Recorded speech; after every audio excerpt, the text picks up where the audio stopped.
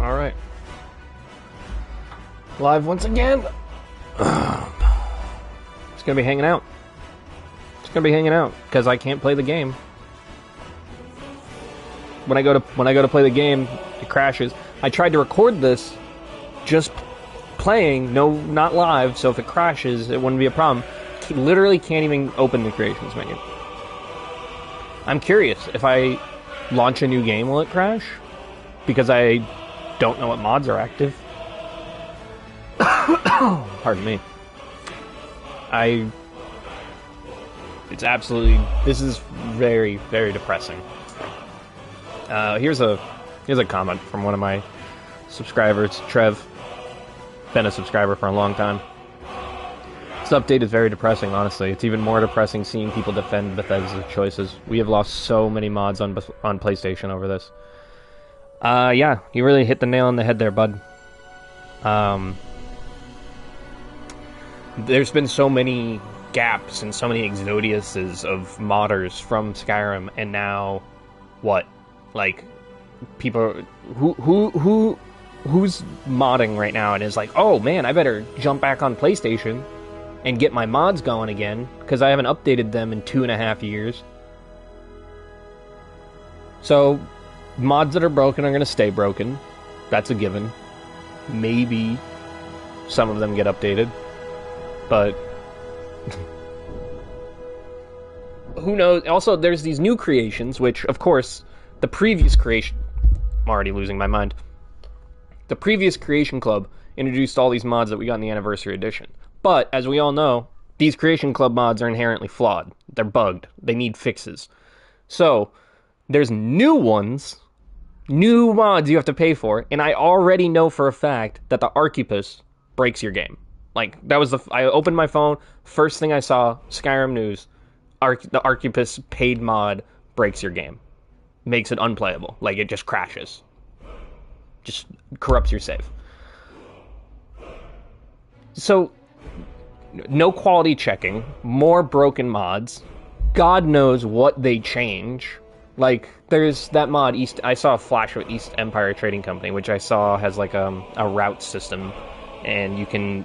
It's kind of like the Legacy of the Dragonborn system where you can deposit items and whatever, and I guess it's some kind of like auto seller, so you don't have to go to different markets. I haven't even read the mod. I'm literally just giving you what I think it is from the one sentence I read. How many goddamn unnoted changes are going to be in that mod? I imagine it probably fucked with every item value. It fucked with every goddamn thing. I know for a fact that this update also changed a lot of weapon values, changed price, like so much stuff changed that the unofficial Skyrim patch, the mod that almost everyone uses, whether or not you like it or not, they incorporated like a lot of its changes into this patch specifically. So that mod is now almost redundant, but for us PlayStation users, we don't know what is and isn't redundant. So we're going to use that mod regardless, stacking it on top of the changes that have already been made, probably fucking up the game more, and any mod that absolutely needs USEEP or whatever, USWEP, is now probably broken. And you can't be like, oh, I'll just take it out because, well, the changes are in the base game, it should work. No, because the way mods work, the mod's targeting the file name of the unofficial Skyrim patch. So if you take the unofficial Skyrim patch out, every mod that it's connected to won't work. I mean, it's like they fucking kicked the sandcastle down, man. We were all having a great time on the beach, building up our sandcastles, and Bethesda just came over and kicked the sand in our face and said, fucking start over. Not even start over. They took the sand away. They stole my sand out of my sandbox. I'm floored. Year and a half at least, 200 some hours gone, wasted. You know, I would be more upset, but I've wasted a lot of time in my life. What's another 200? But I am sorry. I am sorry to you the people that watch this channel for Skyrim content, I am sorry. Skyrim's been my favorite game for as long as I can remember. Since it came out, that's as long as I can remember. And I feel like I just got kicked in the nuts. Like, playing this game is gonna hurt because of what it could have been. And to be honest, I had a thought, if I could be completely honest, I had the thought, they have this creation club thing, the update or whatever, and they have the new creators program to try to get people to make paid mods for you. I thought for a split second, I made a pretty good mod. You guys like my mod? The weapon mod? I think it's cool. And I thought, hypothetically, what if I made it really good? Like, polish the fuck out of it. Made it something worth actually using. Unique items and all that. And I was also excited to see that they added these new modders resources from these creations, so you can have more things to modify, like the new dungeons. The new East Empire Trading Company can be fully modded with the voiced quests, so you could basically create new factions out of it if you really got into it. It's all very exciting stuff that just... I want to be excited about it. But it just feels like it's like 8 years too late for this kind of update. Like, the anniversary update was cool as like a last hurrah. I was like, okay, fine, I'll buy Skyrim one last time, Bethesda. This is it, though. And now, because they've added more content, they will re-release this. There will be another Skyrim release. Mark my fucking words. There will be another Skyrim release. Anniversary 2, Boogaloo.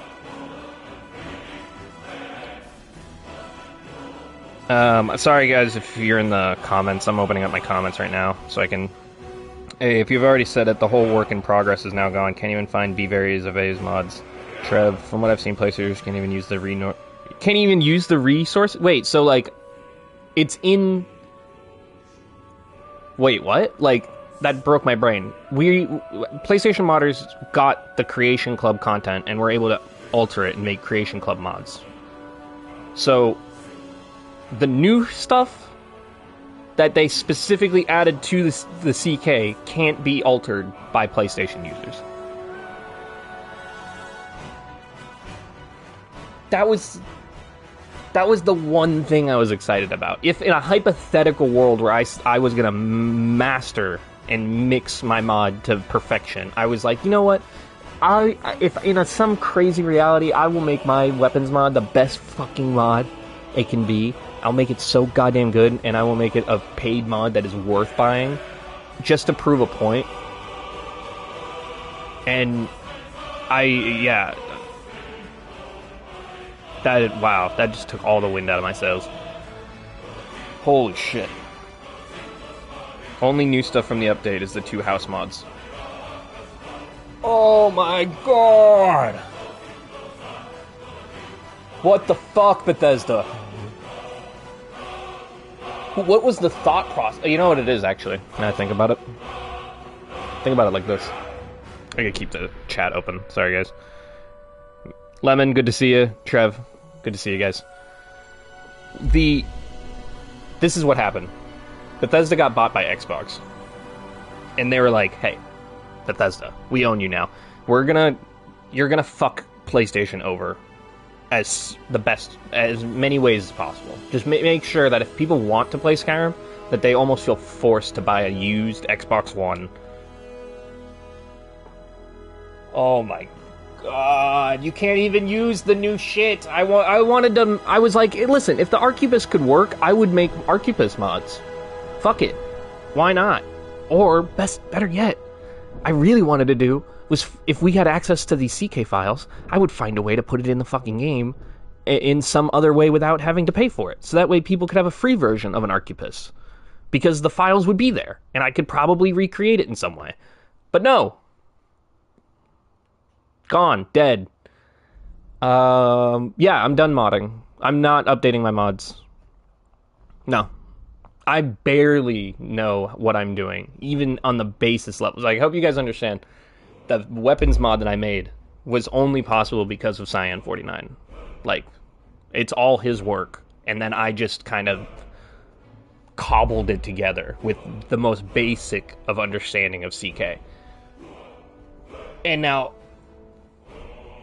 not only I would have to relearn things and learn new things, but it's like you were already working with one hand tied behind your back. Now I got to do it with a leg and a hand tied behind my back. Fuck, man, this sucks.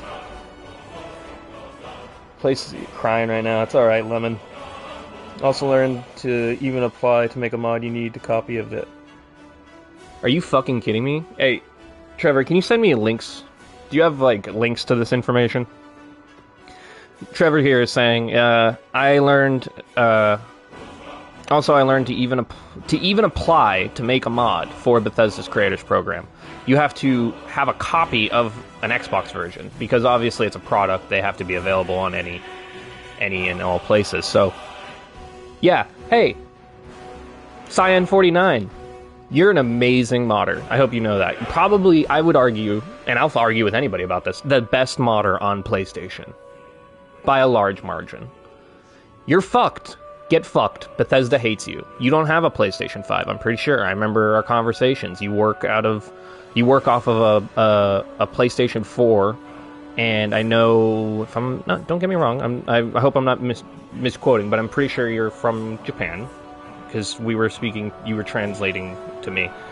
Yeah, so I know you don't have an Xbox, and probably easily the best creator in all of PlayStation. Gone. Poof. Fucked by Bethesda. I would buy any mod Cyan made. If you told me right now that Cyan 49 had a paid mod on Bethesda's store, I would go buy it just because I want to support that guy. And he can't even make mods. He can't even be a paid creator because he doesn't have an Xbox. It's an actual apocalypse. It is Sony's. Yeah, Lemon. It's definitely Sony's not helping. Sony did not help in any way. Listen, I can understand Sony's perspective too. Their security architecture hasn't always been the best. They've had issues. I remembered that the music's really loud. Oh, here's something fun, guys. You can't change anything in the options menu. I mean, the options menu is no longer on the front. I'm like 99% sure it was there. So, just sitting here, I want to talk to you guys, and I know the music's really loud. I'm going to load the game and try to turn the volume down so I can be better understood, and hopefully it doesn't crash and I lose you guys. But again, Bethesda kicking out the legs from underneath us. I'm a shitbag company. It is a shitbag company. Bethesda page. You need a Bethesda account linked to an Xbox account. Maybe you can do it with a Microsoft account. Possibly. Because, I mean, when you're on the CK, when you go to push your mod through, you just hit, like, what you want. PC, PS4, Xbox. But Cyan's a really great example because he is very active in his community. He responds to people, he takes requests, he's very helpful, and he helps people with load orders and stuff. It's how I got started. I literally saw his mods, and I was like, wow, that's a cool mod. Saw he had a Discord channel, got in it, just started talking to the guy, and that's how all of this started.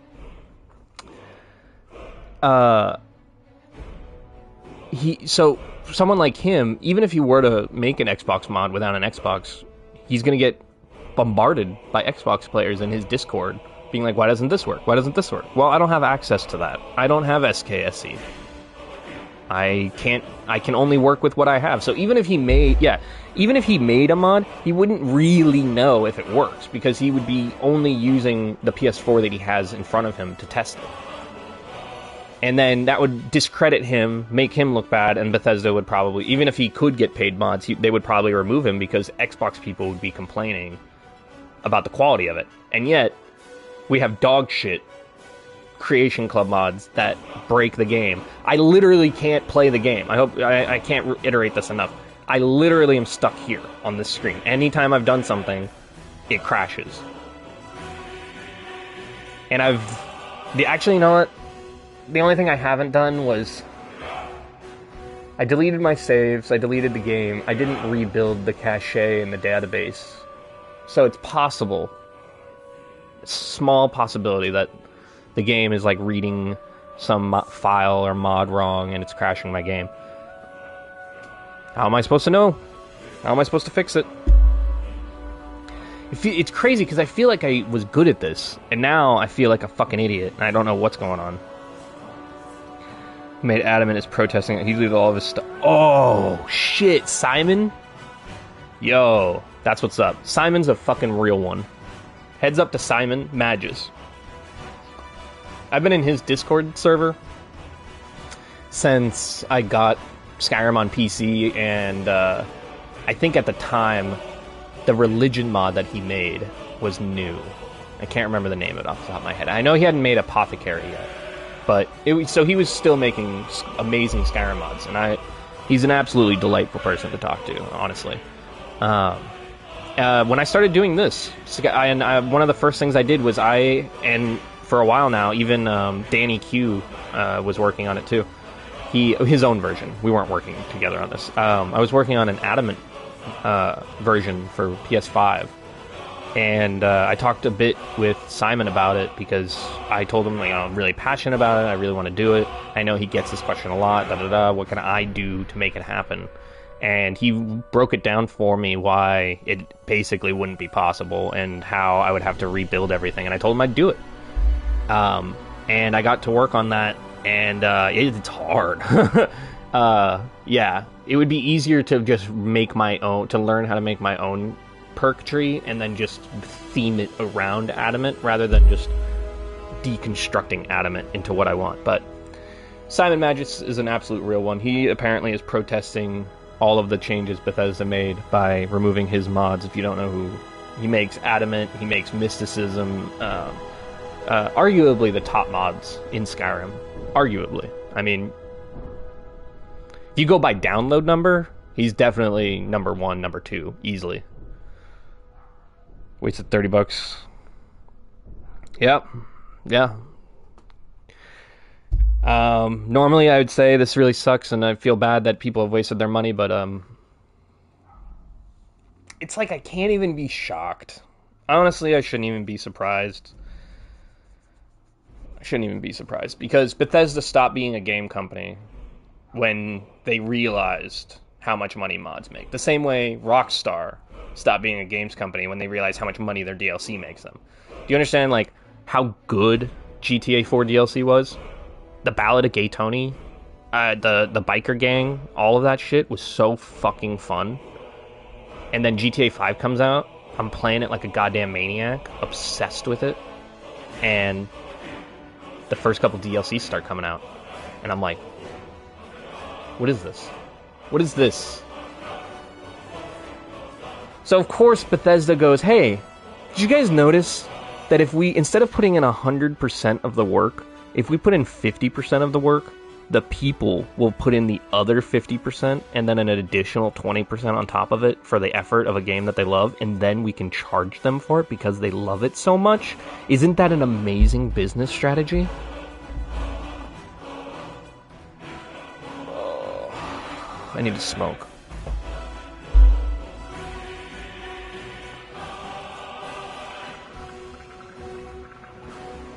I'll be back 1 sec.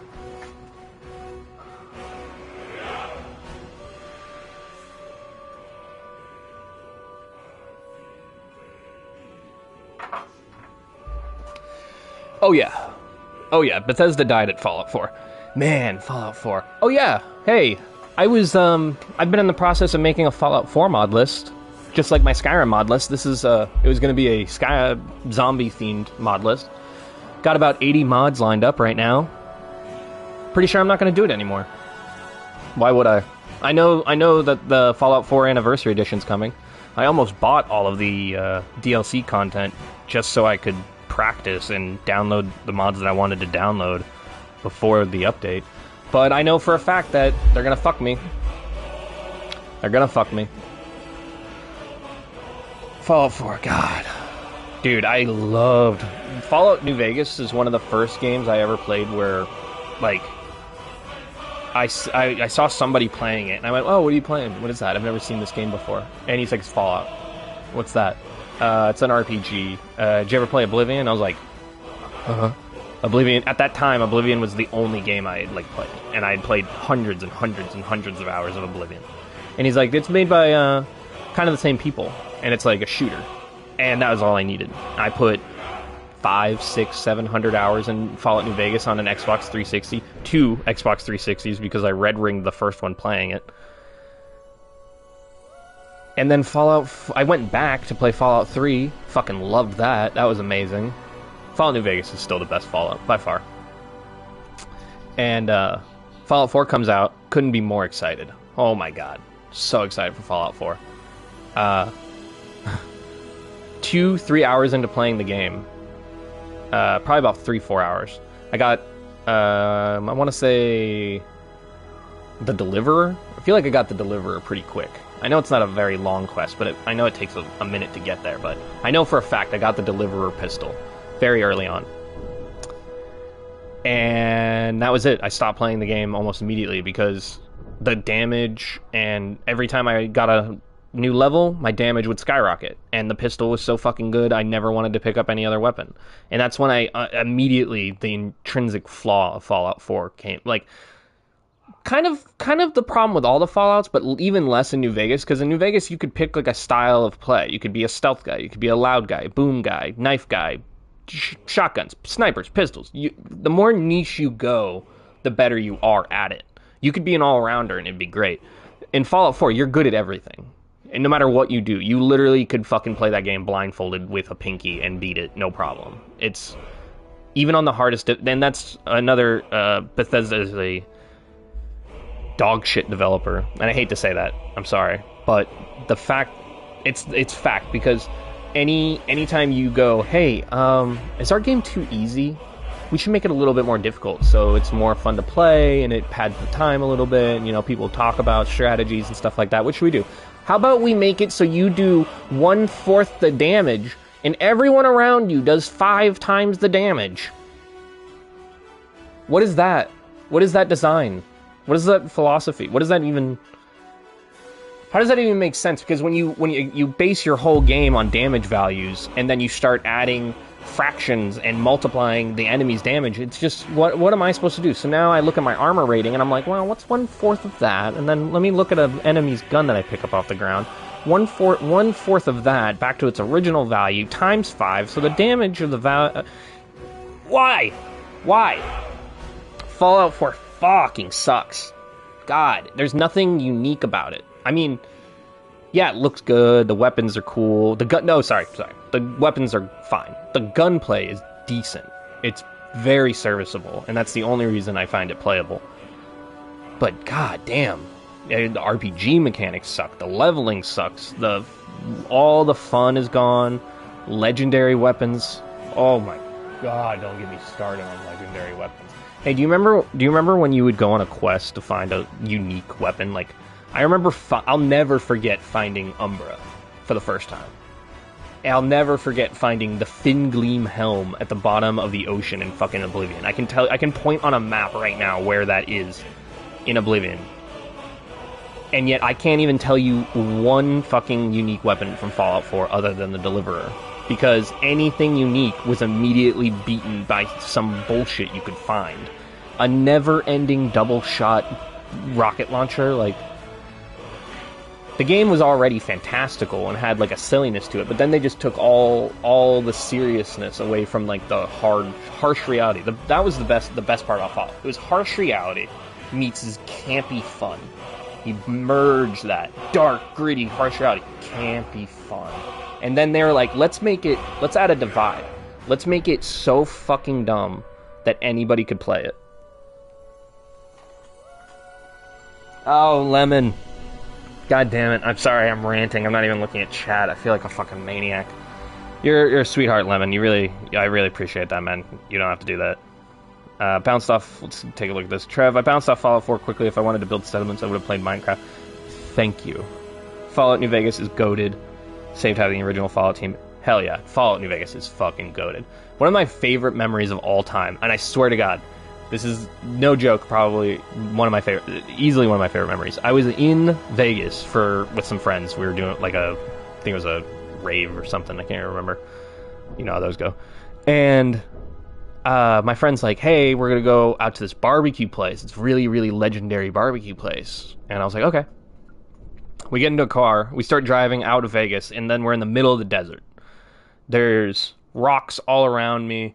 There's that kind of like, you know how like in Fallout New Vegas and in the middle of the desert, there's always just like random tall rocky structures that are somewhat thin. And we're driving, and there's nothing around us. And I remember thinking, God, this looks familiar.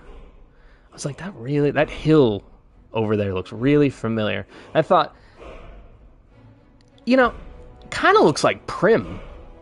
Kind of looks like Prim around here. If I had to guess, I would say that if the strip in New Vegas was behind me, then Prim would be over here, and fuck, what's the name of that town? God damn it, Searchlight, not Searchlight. Was that Searchlight? Yeah, Searchlight was like in between or something. So I think we were in like the general Searchlight area, which was like a made-up map that Bethesda made, and then we kept going. We get to the restaurant, this barbecue place. We sit down. Not even sit down. We were walking up, and I'm like, oh my God, this is the saloon. It's the saloon from Good Springs. That's the name of the town. Good Springs. We literally pull up to Good Springs, walk into the Good Springs bar. There's a fucking pool table at the door, like exactly like the bar. And I walk up to the guy behind the counter with a big old white mustache, and I go, is your name Chet? And he goes, why, yes it is. He's like, you must be a fan of the game. Oh my God. I just absolutely floored me. I ran to the car, pulled my laptop out, opened Fallout New Vegas, and because my friends had never played it, I'm showing them, I'm like, we're standing in the bar that I'm standing in the game. And I was like, that guy right there, this is the character model they modeled after him. Crazy. Yeah, absolutely crazy. Hey, Danny. Good to see you. I actually was just talking about you a little bit. I was saying about how we were both kind of working on that Adamant mod in our own ways, and Lemon here was just... Not Lemon. Was it Lemon? Oh, yeah. Trev was just telling me that Simon Magis took all of his mods down to protest what Bethesda's doing, which is crazy. Crazy, crazy. I'd love to play a game. I would absolutely love to play a game, but I'm not allowed to, because Bethesda sucks. They eat all the ass, and it hurts to say. What are we supposed to do, guys? What are we supposed to do?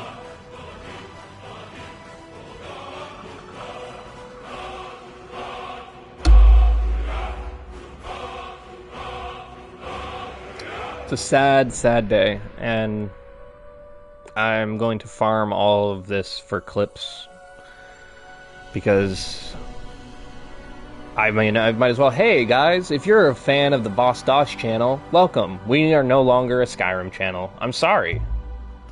That's all I can say.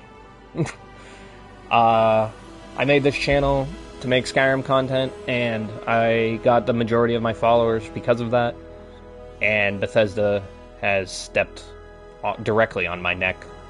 I've never felt more targeted by an update in my life.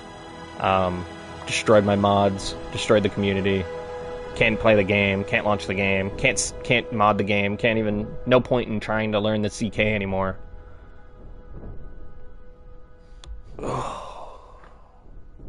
I wanted to do variety stuff anyways, like my Demon Souls streams, and I just downloaded Neo because I wanted to play a 120 FPS game, and I never played Neo.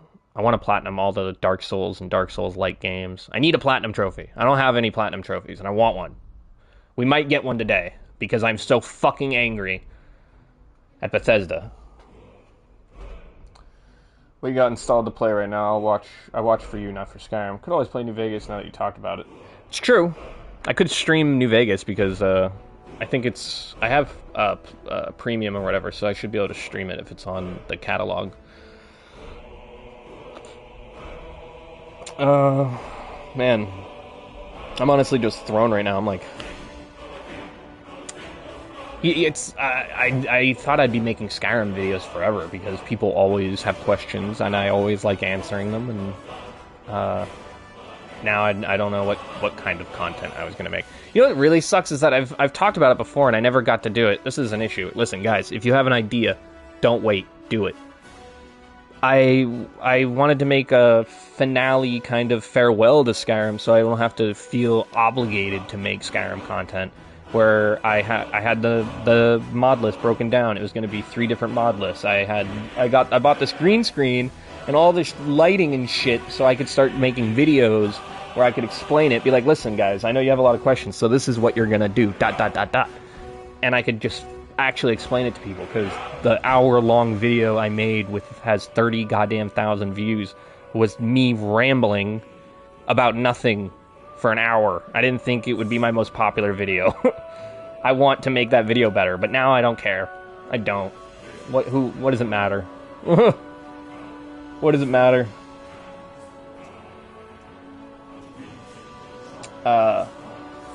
So stuff I got installed right now. I could show you. I wish I could show you my homepage, but I've installed.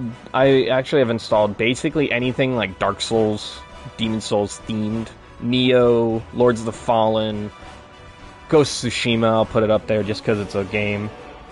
All those games I have installed ready to go because I want fucking platinums, baby. I want all the goddamn platinum trophies. So let me see what I got installed right now. Lords of the Fallen, Baldur's Gate, Chivalry. Oh, Cyberpunk updated. Cyberpunk updated. Oh, bros. Yo, Cyberpunk is my favorite game now. Skyrim's no longer my favorite game. Sorry, my favorite game now is Oblivion, because it's the most pure memories I have. And then my favorite game of the 2020s and up is Cyberpunk, because it was dog shit, and I was playing that dog shit and loving it. And now it is fucking, ooh, so goddamn good. And they updated it again, and boys, let me tell you how excited I am. Boys, let me tell you. So, the new Cyberpunk update is so sick because for the longest time, I loved throwing knives. I love throwing knives and archery and shit in real life. So, a couple updates ago, they go, hey guys, you can now throw knives. And I'm like, oh my god, I'm going to play this game. The throwing knife update is incredible because that playstyle is so fucking fun. And you get to combine, like, melee, stealth, ranged attacks, and you get unique weapons that are dope. They just added more shit. You can now throw knives on a motorcycle. How fucking cool is that? I'm going full Batman. Like, he's showing up like, jump off. You can now, like, jump off motorcycles like a badass, do a superhero landing, throw some goddamn future batarangs at people. Cyber Batman, man. What could be more exciting? Also, really cool feature. Two small features that I think makes the Cyberpunk update probably the best update in gaming in the last couple of years. Throwing knives on vehicles is sick. Throwing knives in general is sick. You can now use throwing knives with Kreznikov properly. For those that haven't played, what Kreznikov is, you have all these different abilities that can slow time. Kreznikov specifically is like a really niche version of that ability where it only activates when you aim a gun, and it'll work for like a second. So it's more like a dodge, kind of like a Neo. You want to do like a Neo dodge and shoot somebody. You couldn't use throwing knives like that anymore. You could use Sandevistan, like David Martinez from Edgerunners, if you've seen that, and be like, chung, chung, chung, chung, chung. And then when the timer runs out, all those knives are going to go flying.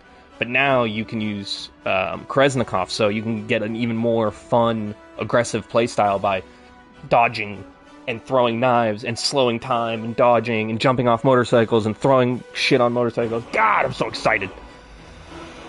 Skyrim and No Man... Oh! Get this! Thank you for reminding me. Thank you for reminding me. Make sure I got the platinum in Ghost of Tsushima. Oh, nice, Lemon. Yo, Ghost of Tsushima... Damn. I could honestly rant about games all fucking day, but Ghost of Tsushima is probably one of the best games. Like, Period. Period. I'll say this. This is not a hot take. Ghost of Tsushima is better than every Assassin's Creed game combined. Multiplayer included. You're replaying Oblivion. Good. Oblivion is an amazing game. Everyone should play it. It's one of the best games ever made. Except for the, it's really the downfall of Bethesda when you think about it. Because that's when they started introducing, like, leveling systems that didn't make any goddamn sense. And, like, aggressive level scaling and stuff like that took away a lot of the fun aspects of exploring and creating a character. I'll tell you what I am going to do, though. In my free time, when I just want to enjoy a game, there's really heavily modded Morrowinds out there. I'm going to play some modded Morrowind. Some classic, old school, exploring, character building, no bullshit. Okay, that's kind of what my Skyrim PlayStation overhaul was anyways. De-leveled world, harder enemies, more items, more choices. So, hey, if you like Skyrim, go play Morrowind. Yeah, exactly. Exactly, Trevor. Oblivion, the leveling is just dog shit. Dog shit. 2 platinums myself, yeah. Skyrim and No Man's Sky. Oh, yeah, Danny, get this. So you got the platinum in Skyrim and No Man's Sky? For the last week, I have been playing, mapping out, writing out, checking the map. I printed out a couple of things to do a Skyrim speedrun. I thought, I love Skyrim. I could probably do it. And I was talking to Lemon about this before, but there's a really popular video. I'm sure you guys have seen it because we all have the same recommendations about Skyrim. The guy that did the achievement speedrun, he did it in like 5 days. I'm pretty sure, not by my definition, that is not a speedrun. If you take a fucking 12-hour nap in between. So, the idea was, I thought maybe, hypothetically, if I went for 30 hours straight, I could probably get close to or beat that. Like, he got all the achievements in 5 days, in a total of like 50, we'll say like 56 hours or something off the top of my head. But he's taking breaks in between because it's day. So if I did 30 hours straight, I think I could probably do it. But I can't now because I was just reading that these creation mods that Bethesda added and the update itself changed. So when you have, and I'll have to confirm this myself just to be safe, but the old Creation Club mods that we already had in the Anniversary Edition update, you could the plan was to speedrun, do this 30-hour speedrun using the Anniversary Edition, because the guy that made his speedrun didn't use it. He was on PC, and they've had that shit forever, so I guess it slipped his mind. But I thought, oh, you can make the run so much better using Anniversary Edition content. The new stuff that they added, and I hope this doesn't apply to the old Creation Club content, if you were to, say, download the Arquebus, even though it's Creation Club content, and there's already a system in place for Creation Club content, you no longer get achievements. They've disabled achievements. Basically permanently, if you use mods. And I'm not 100% sure that applies to the Creation Club mods that we already had. But I'm pretty sure it applies to the new Creation Club mods that we have.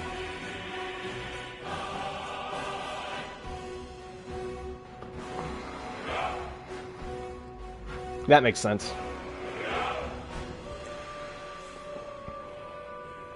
Oh, dude, you gotta download Ghost of Tsushima if you haven't. Yeah, you know, Trev. Open Morrowind. I've been doing a lot of research on that. I think that's gonna be like when I travel, I'm on a plane, I'm in the car, and I just want to play a game or something. I'm gonna be playing Morrowind, I think.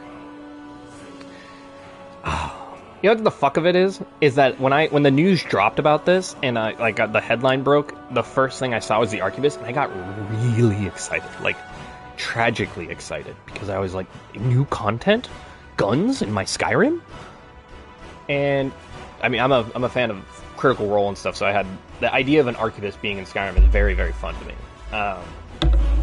And then I looked at it, and it looks like, I mean, it literally looks like one of the cannons that you see on the Emperor's ship, just hit with a shrink spell. Like, it's, I mean, nothing against the mod creator. I'm sure he spent a lot of time on it. It looks great. That, again, oh God. I'm getting so angry. They added these stuff, the Arquebus. They added a new mercantile system. They added, I saw anti-magic armor or something, which, fuck me for always wanting to make anti-magic characters and like witch hunter type characters, and they fucking add a goddamn anti-magic goddamn thing and I have to pay for it. Unbelievable. Un-goddamn believable. They're adding new content, and it's crazy that I would feel excited if I knew that like all the PlayStation 5 modders would be like, wow, we're gonna have so many new toys to play with, and we're gonna be able to do so many new cool things, innovate stuff. Nope.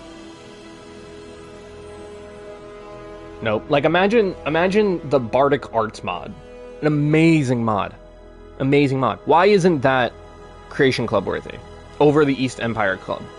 Like, you could, if Bardic Arts got even remotely the same attention as East Empire Company, I would be buying it. I would be giving Bethesda money. That's another thing that doesn't make sense. Why are they making you buy mods that no one fucking asked for?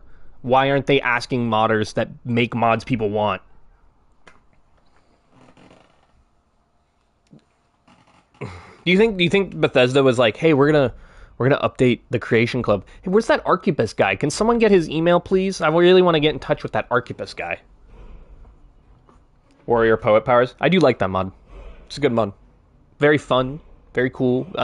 ESO inspired. I saw a clip of somebody playing Skyrim, and I think it was PC. I couldn't tell, but it looked like I wanted to add Elder Scrolls Online Sky Shards to Skyrim. Just like a little I was just gonna drop like little activation points with like a little fucking black soul gem or something. So give you free perk point. Just one free perk point. Add a little exploration. I was, thought it'd be cute. I think that might be one of the new mods on here, but don't quote me on that. And if it is, just another kick in my fucking nuts, because they're like, take everything this guy has, take all of his ideas, make sure he is left with nothing. Oh, God. Anyways, so, options, guys. Because Skyrim's dead. Bethesda has royally fucked me. No lube, no condom, no lipstick.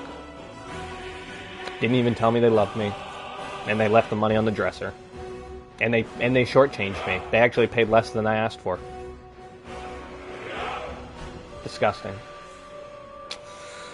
So, options are, we're going to stream the Cyberpunk update, which, goddamn, please stop updating your games, guys. I mean, I love it.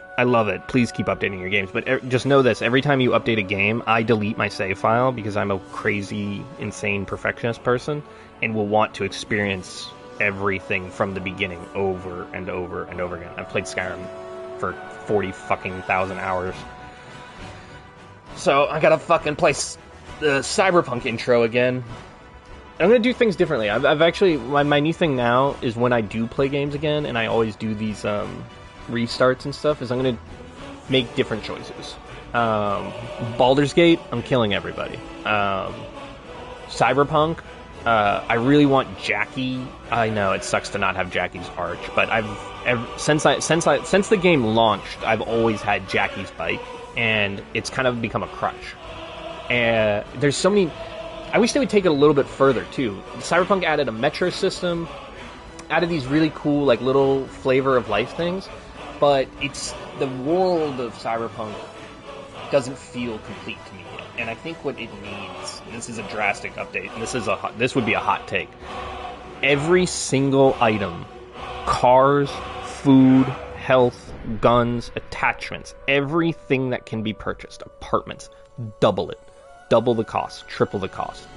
The whole thing about the Skyrim the Dragonborn punk, the whole thing about the Cyberpunk universe is it's this dystopian, just absolute shitfest where money is the king. Money is king. And yet my latest save file in Cyberpunk, I got about halfway because I wanted to start Phantom Liberty, which I didn't touch at all. So that's completely new stuff I haven't touched or seen anything. I'm unspoiled. It's great.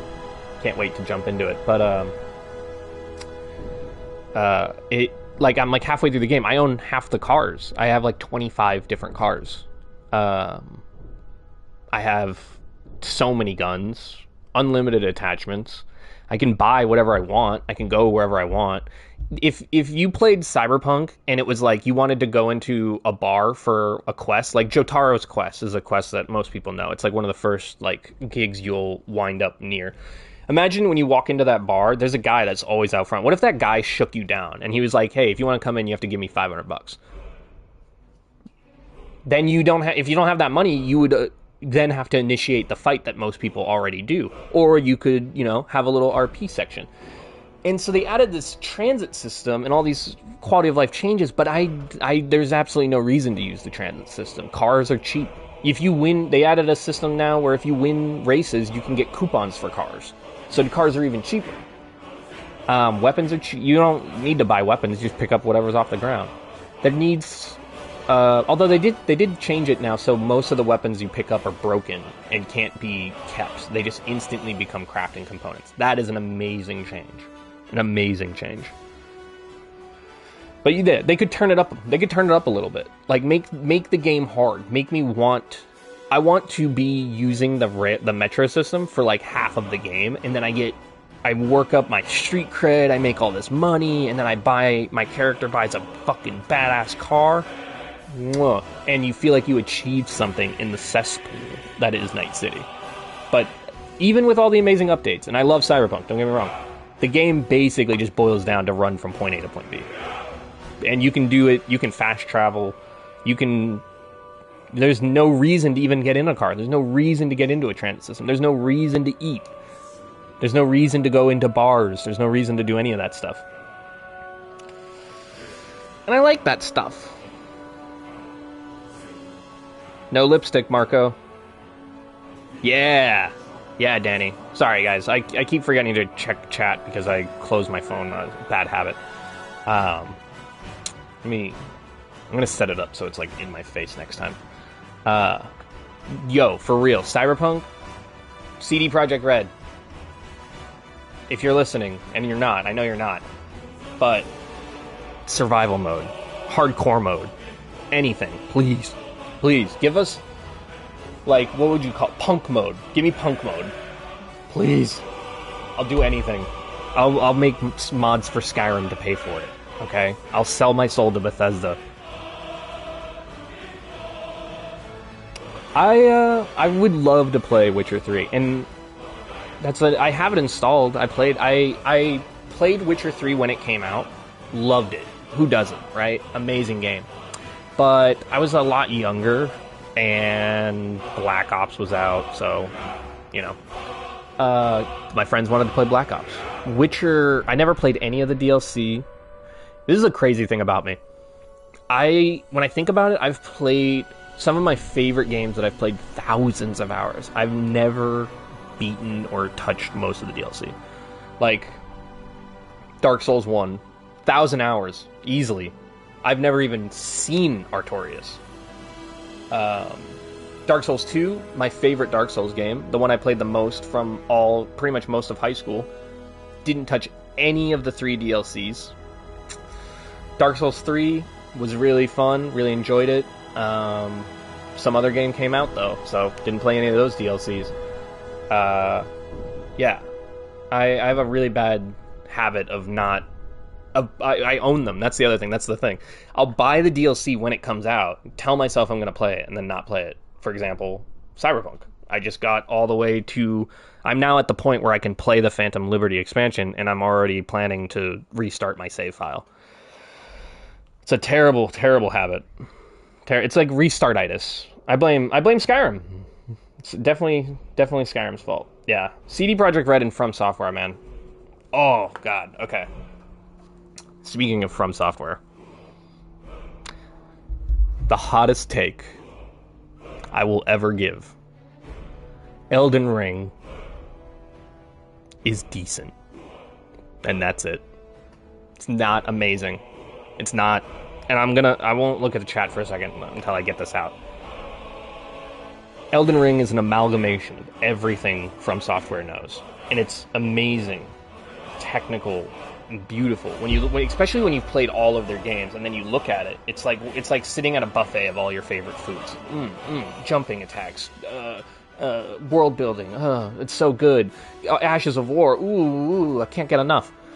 All of that is great, but it's not amazing. It's not Dark Souls 1. It's not Bloodborne. And why that is I learned this recently. I didn't even know why this is very common information. I'm very stupid, but obviously Miyazaki didn't have a major hand in Dark Souls 2. And I thought that, I didn't know why. It was because he was making Bloodborne.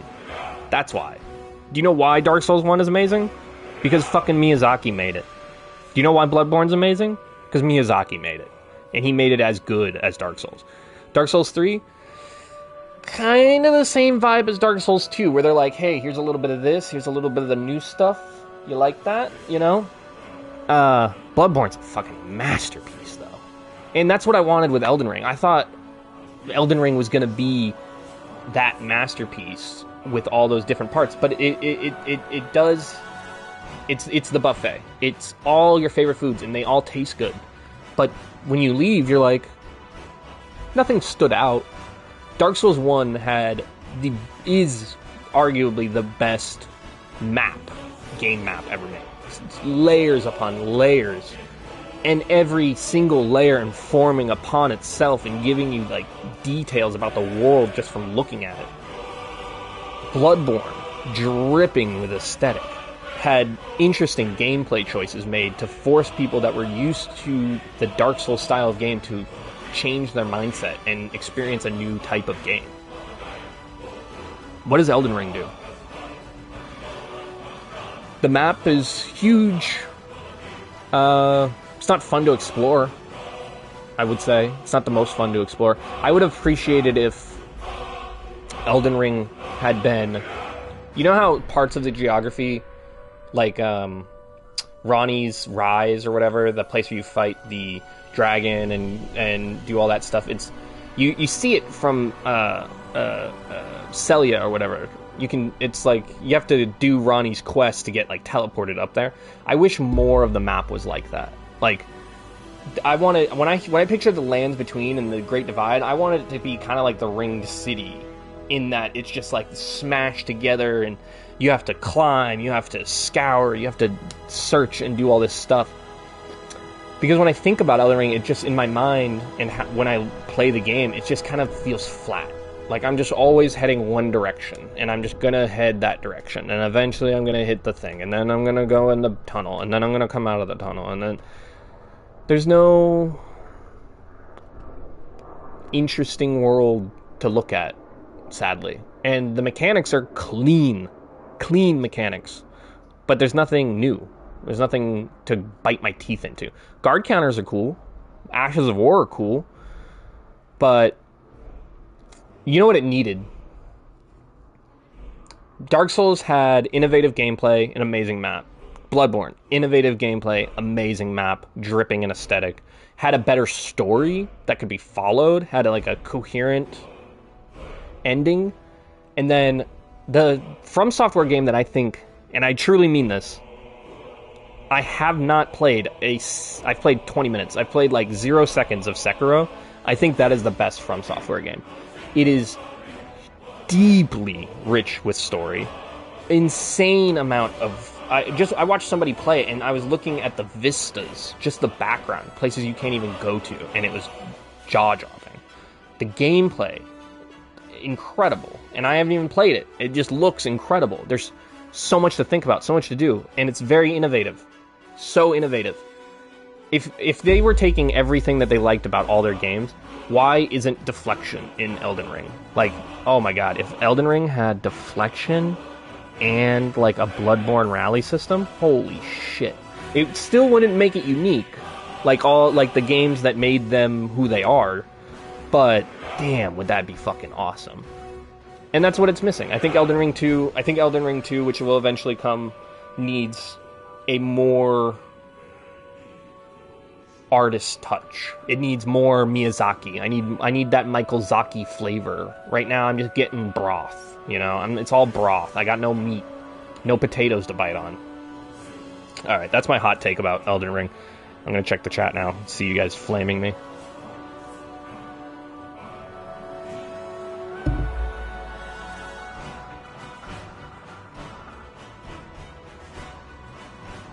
My chat won't load. I'm sorry, guys. Load. My beef with Elden Ring. Habit of sooner. Time of sin. Developers need to take notes from CD Projekt Red. Yeah, that's where we started. I have that habit too. Skyrim is easily to blame for it. Yeah, restartitis, bro. It's a fucking chronic disease. I legitimately, Skyrim ruined games for me. And it's funny because in this moment now, Skyrim is making games better for me because my fire for how much Bethesda is upsetting me is making me want to platinum every game ever but Skyrim. Yeah, Elden Ring has no...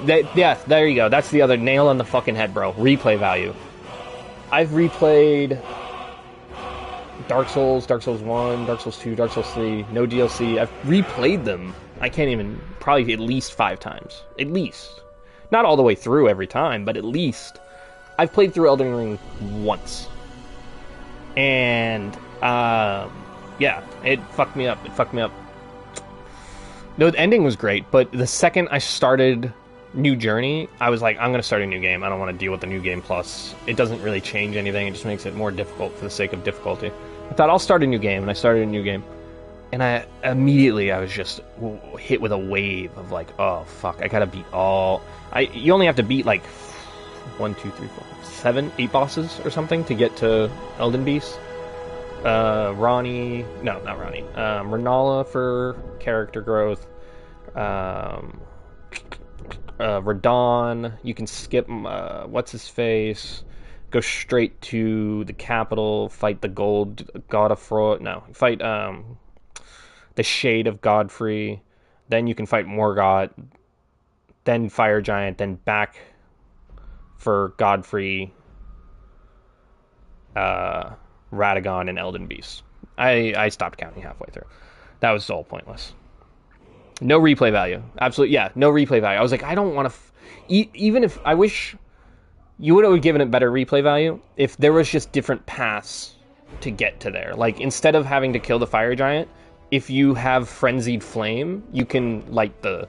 You can do the thing. You don't have to kill the Fire Giant because you have friends. So you have a reason to explore. Like, if I do Ronnie's full fucking quest line, let Ronnie give me like a fucking thing where she shows up and she pickpockets the Erd Tree. I don't care, but that way I as a player have some kind of agency. I feel like I've affected the world in some way. I think, oh, when I play again, I can do it differently. It's the Master of None title, exactly. No identity. Yeah, yeah. It's another good way to put it. When you beat a boss in Elden Ring, do you feel good about it? This is what they should have done. Okay, forget everything I said with the rally system and all that. If they wanted to be unique, this is from Sekiro, so that's not even unique. Never mind. I was gonna say if they wanted to be unique, they should have made it where they introduced these systems like jumping, guard counters, all this stuff.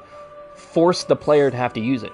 Make a boss that does... I know a lot of bosses have sweeping attacks and you can jump over it, and people just don't know that because they are not used to having to jump over attacks. But if you made it so it's a guaranteed thing, you have to jump this attack, or like how long it took me fighting Godfrey to realize you can jump his stamp, you know? Like, more shit like that would have made the game better, where I have to engage in the systems. Make every single boss... First off, cut the bosses in half. I would have made... If I could fix Elden Ring, I would literally take out all copy bosses. Nothing against it. Nothing against it, you know?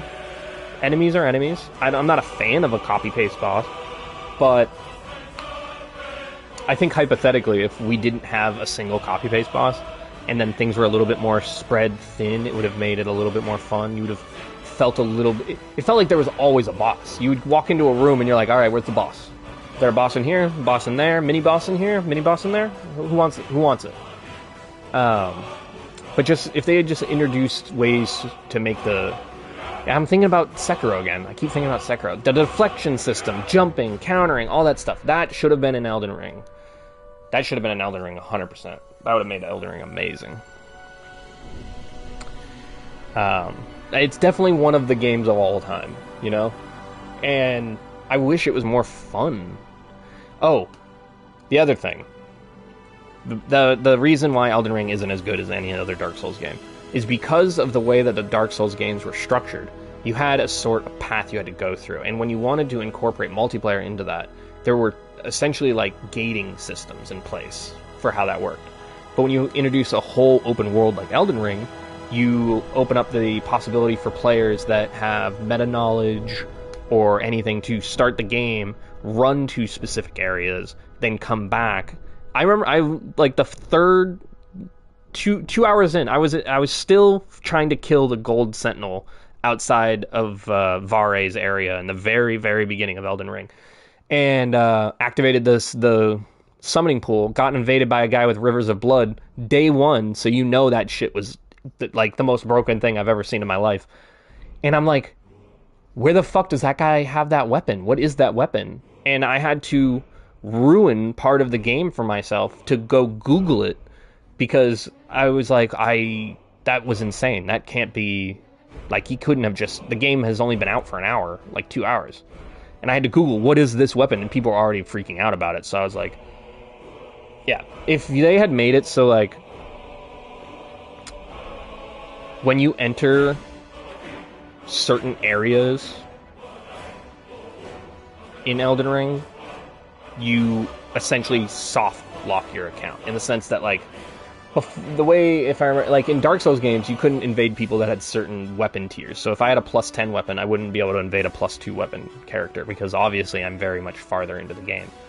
And I'm pretty sure that system still applies to some degree in Elden Ring, because people could run to get ball bearings and then upgrade the shit out of their weapons at level 1. But yeah, if they just made it so it's like the second you fucking enter Caelid, you can no longer invade anybody that's like sub-level 80.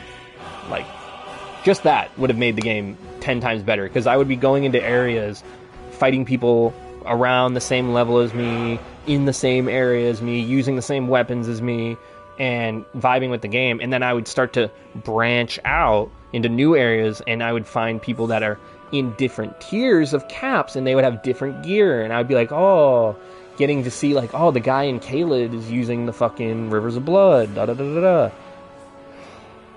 I'm just an idea guy. CD Projekt Red, FromSoft, hire me.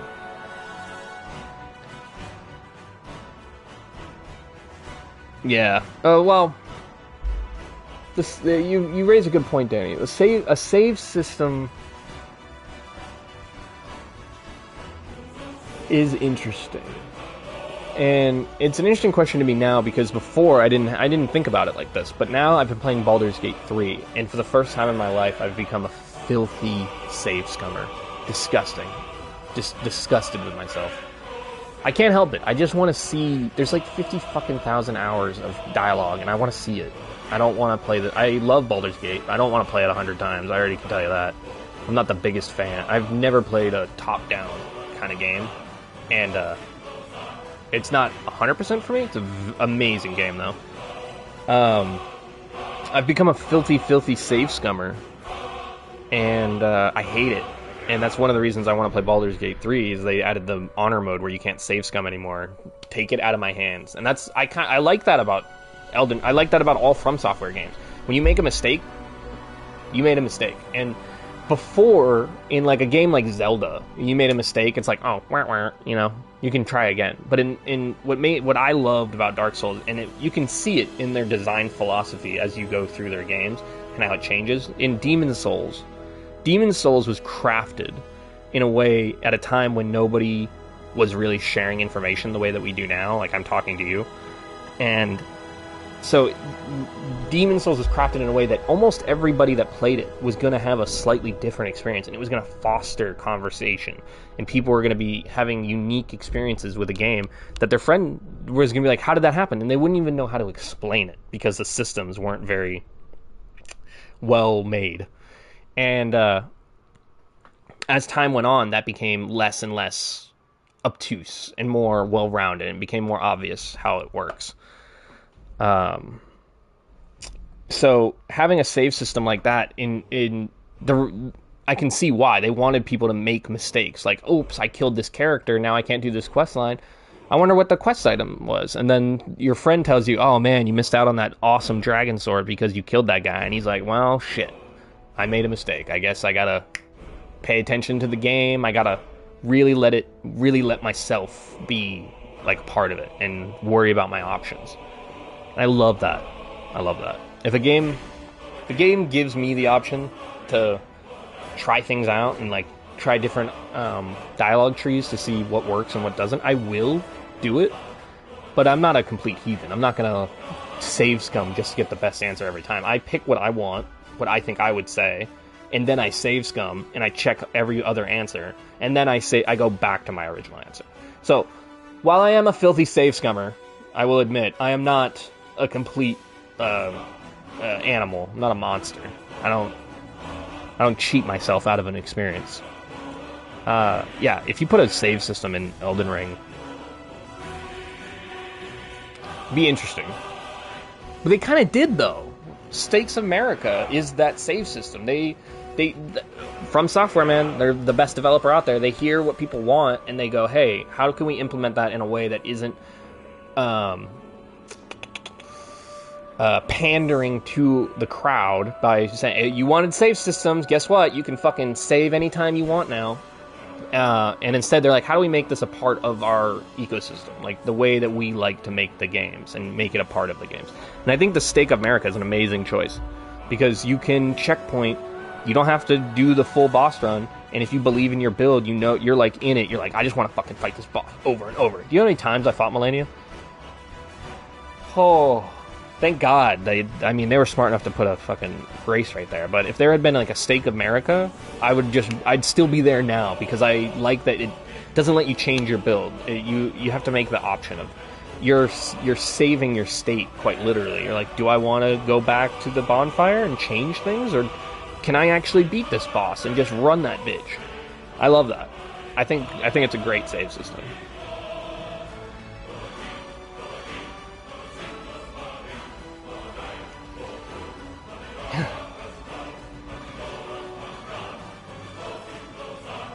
Baldur's Gate's all about save scumming.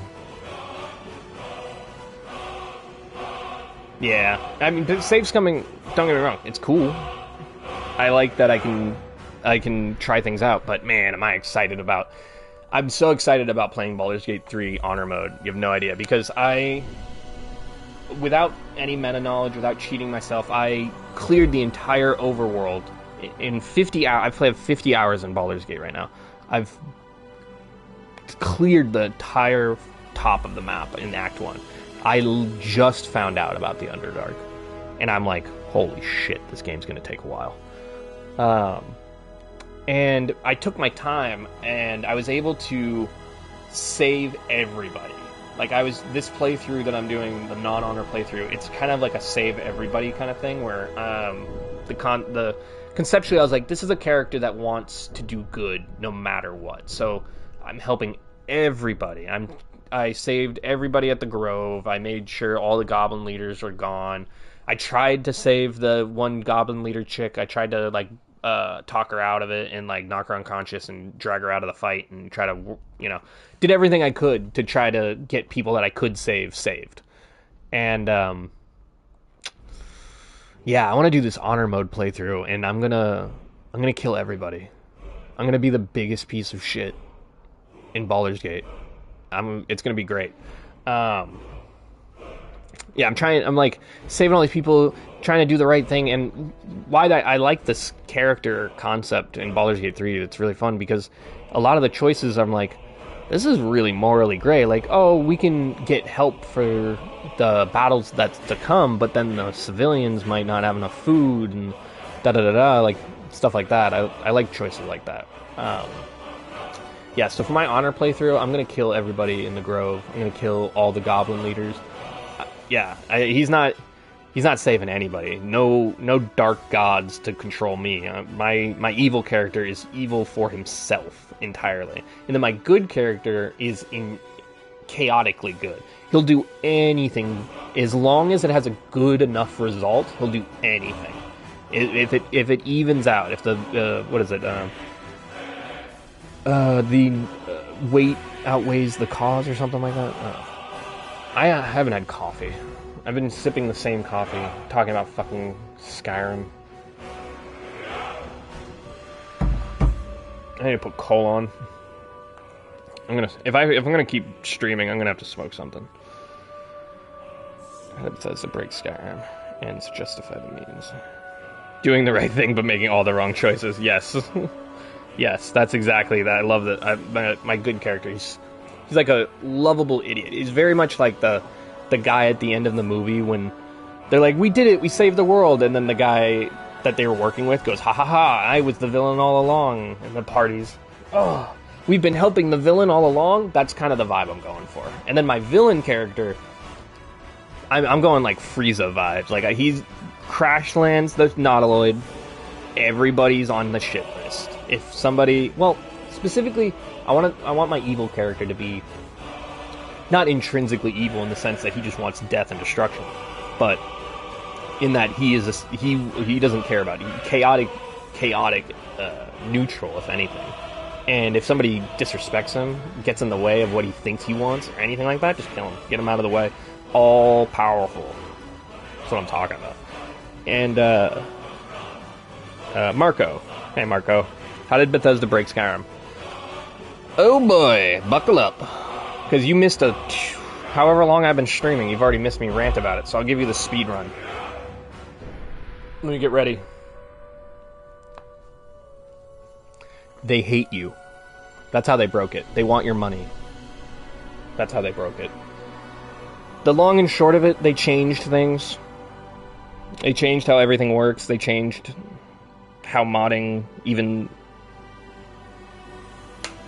They've combined things. They've changed things. Mods that were working aren't going to work anymore. The mod makers that made those mods have been gone for years already, so they're not going to get updated. Oh, and they added a bunch of new bullshit you can buy. Do you want a gun in Skyrim? Do you want a gun that was made by some guy who barely gave a shit and it crashes your game? By the way, hard breaks your game. If you buy the Arquebus, when you pick it up, it will crash your game, I've been told. You can have that for $10. Who wouldn't want to buy? Hey, is your Skyrim crashing? Well, guess what? If you give me $10, it'll crash some more.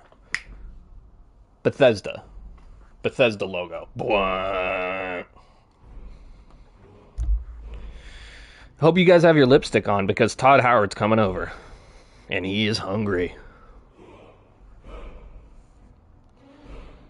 Oh yeah, you mentioned that earlier. The work in I think I saw on Reddit or a comment somewhere. Try when you are in the search, add like tag WIP, maybe in parentheses or something. I think there's like a tag system now. So if you want to find a work in progress mod, which was already difficult by the way, which is the whole fucking reason I made the goddamn paste bin, because you can't find half the mods on PlayStation anyways. You have to go online. I made the goddamn guide so you don't have to do all that bullshit. Now the search function works even less. And that is impressive. Like, legitimately impressive. They were like, let's make it even worse. In some way, it's kind of like planned obsolescence, where they're like, we're going to make, kind of like your iPhones.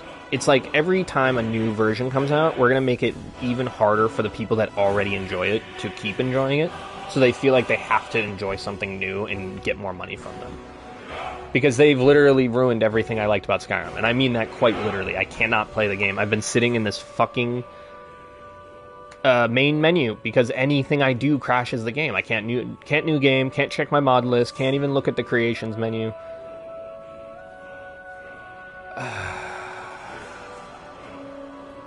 It's dreadful.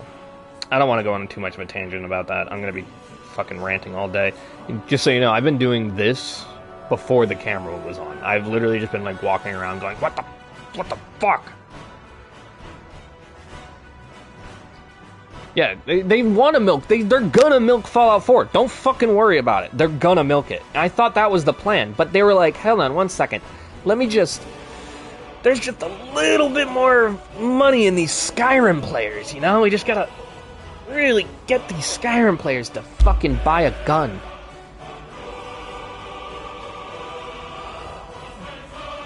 I'm sure this Fallout... I'm sure Fallout 4 is gonna be great with this system involved, because it already has such a great modding scene.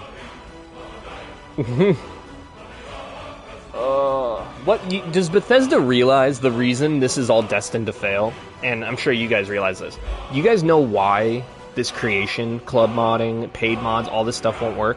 Because people keep making titty mods. That's why.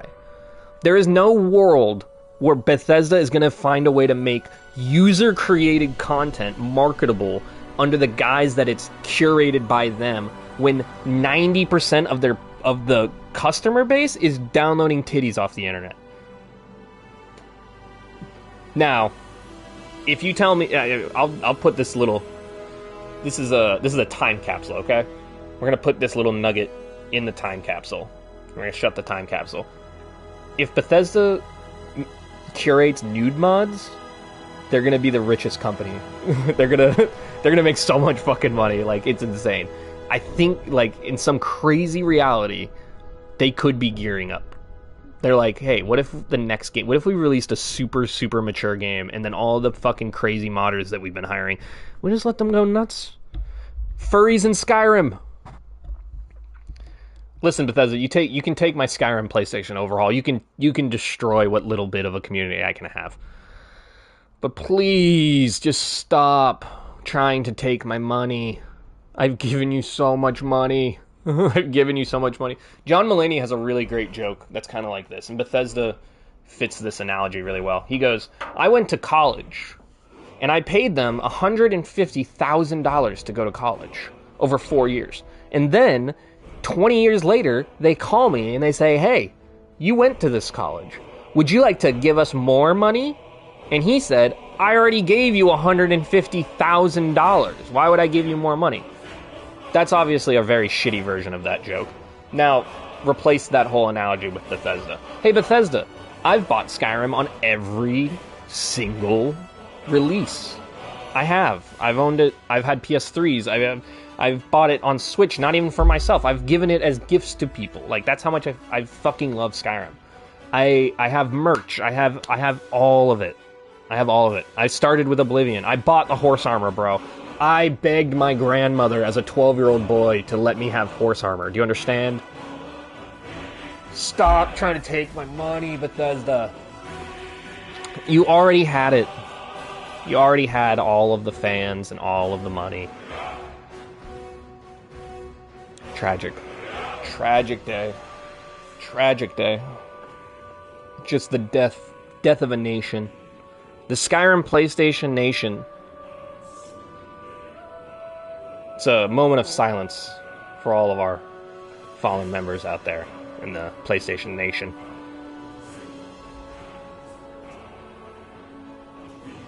Oh yeah.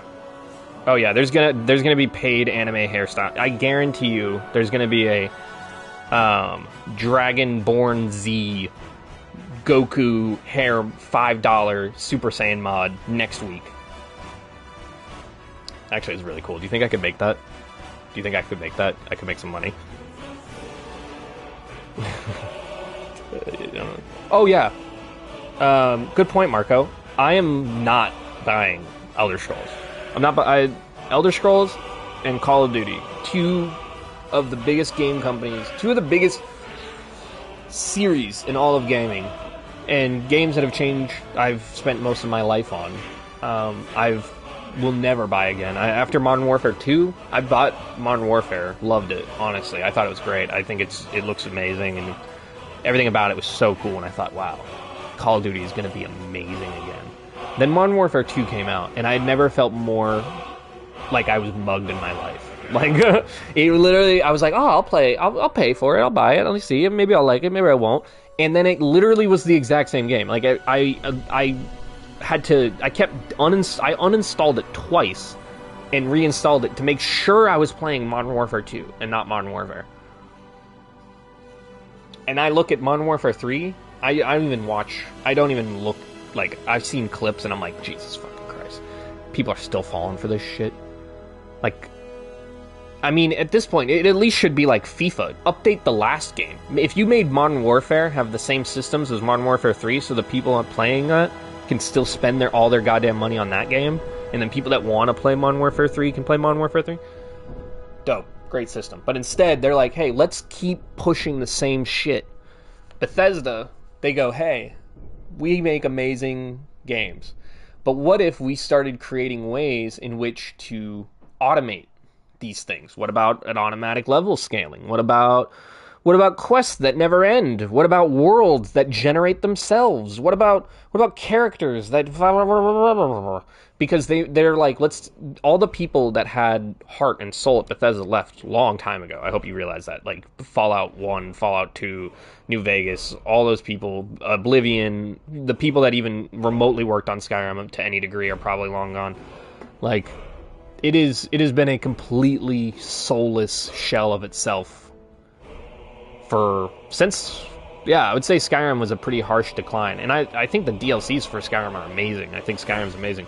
But it was like the second they stopped making Skyrim, they were like, oh man, that was so much work. How do we never do that again? How about we just cut half of our systems? Like, we'll make it so we no longer have to do anything.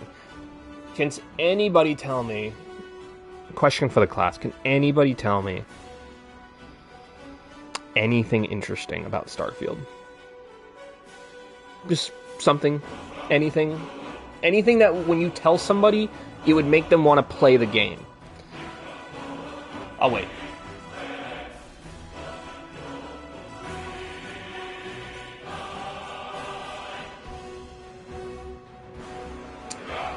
Rough beginning without the external assets for modding, yeah. Black Ops 2, bro. Black Ops 2 was my fucking shit. Black Ops 2, I used to play like Black Ops 2 on the competitive side. I love Black Ops 2. Working on a new game series, didn't go very far. The company kind of fell apart. Yeah, I wonder why. There's a bunch of people that make really good games, and they work at a company A, let's say. Company B, Bethesda. Well, just for sake of argument, this company is just called B, not indicative of anything. B, Bethesda, and they have amazing story writers, gameplay designers, all this stuff. And one by one, they start leaving because they don't like the way that the games are being made. They don't like the way they're being treated. They deserve to be paid more because they make such great work. And they start making these little tiny small companies, and they make games that are competitive to the genre of games that you make. Well, we live in a world where corporations spike each other. Like, that's just the thing. So if everyone wants to live in the reality where it's like, oh, well, yeah, that game studio just didn't work out, they didn't make enough money. They probably were doing fine, and then the people that were investing with them were probably told if they keep investing with them, they wouldn't have better opportunities with $100 billion companies. So it's like, do I really want to see if this heartfelt project made by people is going to go great, or do I want to burn my bridge with Microsoft?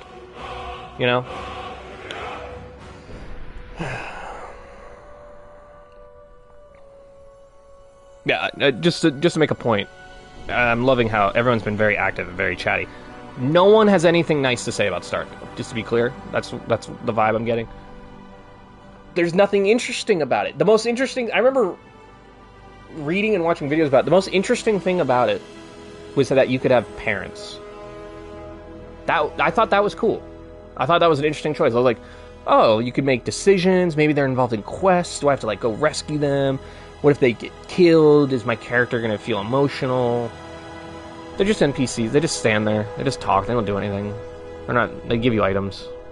You literally pay. They take money from you as part of the role play aspect of it, and that's it. At least if they had made it so it's like, hey, you got a notification, it's time to go home and give your mom a bag of money or something, and then you have to fly there, go see them, talk and hang out with them, give them the money, and then leave, or something bad happens to them, that would be amazing. That would be so fun. But instead, what happens is you're on your ship, and it goes, ding, your mom just took your money. Okay. That's it. Also, how the fuck did Starfield get made after... How many space games have come out since? Like, I mean, we'll just go right off the bat. This is the comparison everyone's going to make. No Man's Sky is the best fucking game, one of the best fucking games I've ever played in my life. And I play it in VR. It is mind-blowing. It is actually mind-blowing. And like when I try to describe to people how I am able to play this game in VR, it sounds like I'm making it up. They're like, is this a movie that you watch? Is this an episode of Rick and Morty? Like, what are you talking about? I'm like, no. I was on the planet's surface. I'm mining, doing my own thing, building a refractory, tame a fucking plant. Tame a wild animal species, named the planet after myself because I was the first human being in the real world to discover it. Then I got in my ship, flew off the surface of the planet, entered atmosphere, looked around and said, hey, that place looks cool, and then flew towards it. And then I landed there, and then I met more shit there, and I was a space guy, and it was amazing. And then they started adding things like freighters, and multiplayer, and quests, and awesome shit. And you can do it in VR. And then Starfield comes out. And it is the most... Watching people play it is like literally anybody who's your favorite Let's Player. Like, just not my favorite Let's Player by any means, but just off the top of my head, I thought Markiplier, right? Watch Markiplier play Starfield, you can see him dying inside. It's crazy. It's just... You're just staring at nothing interesting. And the world generation is dog shit. I'd burn that mic. Fallout 3 was better. Till Dad died. Yeah. Wait, hold on. People are praising Starfield? I need to see that. How did the gaming comeback... Are we talking about comebacks of the century? Just a quick... Cyberpunk, No Man's Sky. Biggest comeback of all time. Like, both released borderline unplayable. Arguably unplayable. Both were unplayable for a very long time. Most people... It almost tanked an entire company. It definitely ruined the price of their games. I bought No Man's Sky for $4. I bought Cyberpunk for $8 when it was dog shit. And oh my god, best purchase ever. Biggest comeback in gaming. I'm gonna go with No Man's Sky. And I think that's an easy choice, actually, when I think about it. Because Cyberpunk shouldn't have been bad. And I don't mean that in the sense that CD Projekt Red made a bad game. I mean that in the sense that they were forced to make a bad game. Because there was just too much hype. They went full bore too soon. And they knew they had a product. I mean, it's hard not to get excited. If you're a marketing guy and somebody says, hey, the biggest game ever is about to come out and people are going to freak the fuck out, you're like, oh my god, we could make so much money. It's already the biggest game ever. Why not make it bigger? And then it needs more time in the oven. And it needs more time in the oven. And it needs more time in the oven. And then all the people watching and waiting are like, maybe it's not that good. It's taking a while. So they go, put it out. Just put the game out. We need those sales. We need those sales. And the game's dog shit. It's absolute dog shit. They made the money. The people at CD Projekt Red were martyred. Murdered and martyred. They were goddamn martyred. They were martyred by their investors and their board. They took one of the biggest L's I've ever seen from one of the best companies that makes games. You can't argue that. Witcher is a fucking masterpiece of gaming. Sure, the combat sucks a little bit, but fucking Arkham Knight gets a pass. Whatever. I digress. I can talk about this stuff forever. But Cyberpunk had no reason to be bad. It was driven to be bad by people outside of the industry who obviously don't understand it. No Man's Sky was made by people that didn't have the same level of prestige. Like, I didn't look at Hello Games and go, oh man, another Hello Games classic, another Witcher 3. You know what I'm saying? No, I was like, man, I hope this game's good. I hope it doesn't suck, but who knows? And it did, and it wasn't that big a deal. It wasn't even that big a deal.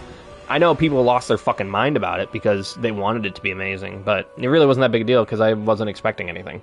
And I feel like everybody that overreacted about it shouldn't have had any reason to overreact.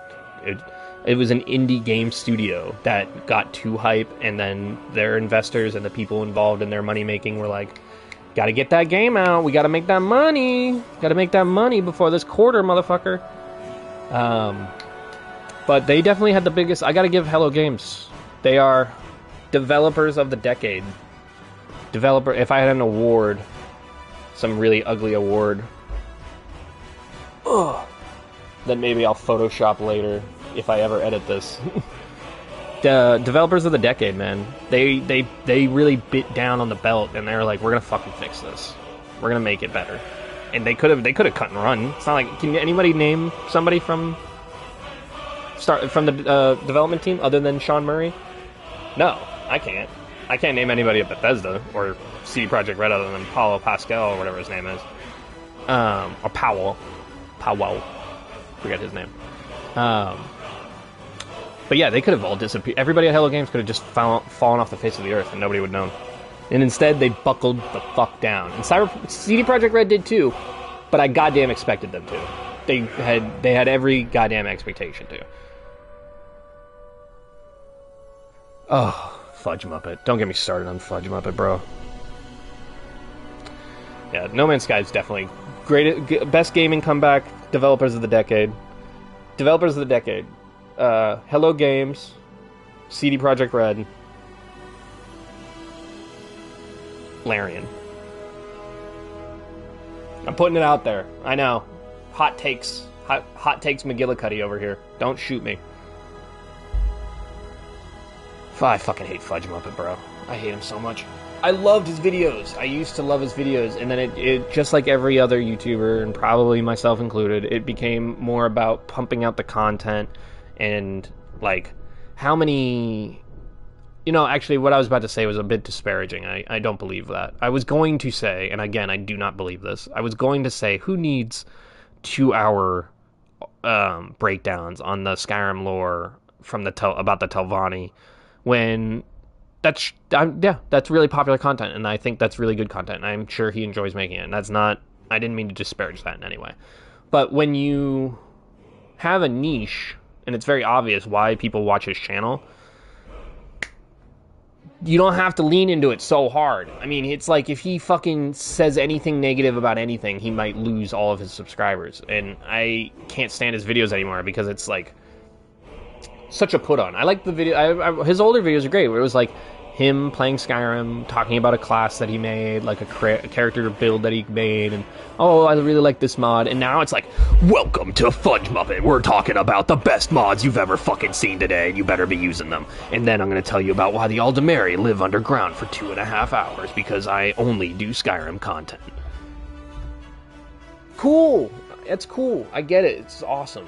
It's good for you. But I think genuinely he has a decrease in popularity because the majority of people aren't watching his content for lore dives and Starfield shit. The only people that I've watched that were actually honest with Starfield are one of the best people to watch. I think is Cole Carnage. I think his name is. He plays Gary the Prophet in Cyberpunk.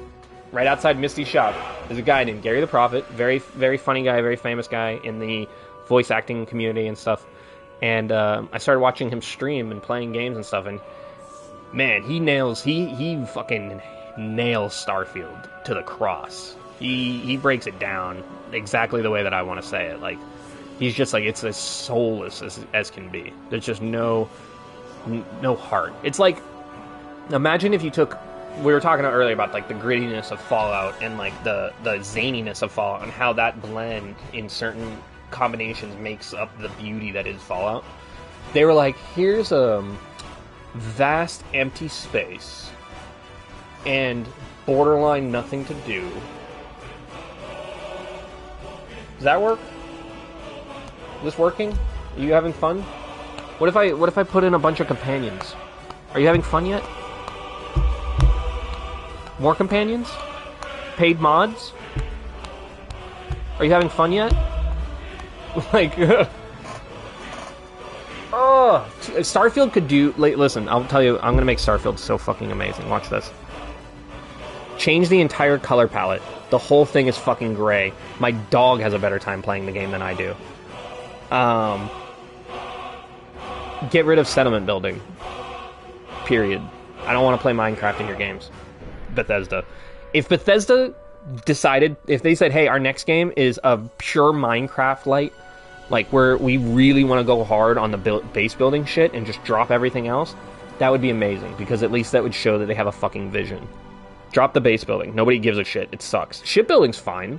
The shipbuilding looks fun in the sense that you can't actually have any character in your ship. If you don't follow the rules that they've set in place, then you can't have a ship that you want. So, enjoy that. Enjoy customizing it inside. Oh, have a thorough line in all of your games. Like, stop this, just stop all game developers in general, but Bethesda in particular, stop this vague, I have a thing to do, that's my quest.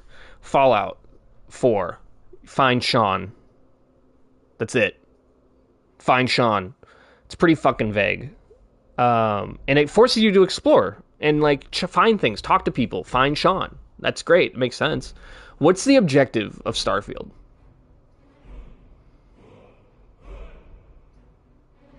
Isn't the whole story about a fucking coalition of people that just do nothing and explore and try to find the secrets of the universe?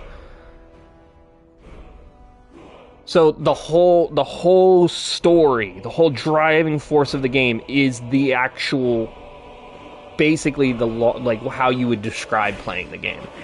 That's not interesting. That's not interesting to play. It's not interesting. None of the characters are interesting. I can tell you one. I know Sarah is the name of a character in Starfield. Can't tell you anything about her. I can tell you so much about Faendal. I can tell you so much about Boone. I can tell you so much about, what was his name? From Fallout 3, he was the super mutant that you could have as a companion. Strong? I think his name was just Strong. I'm gonna have to see.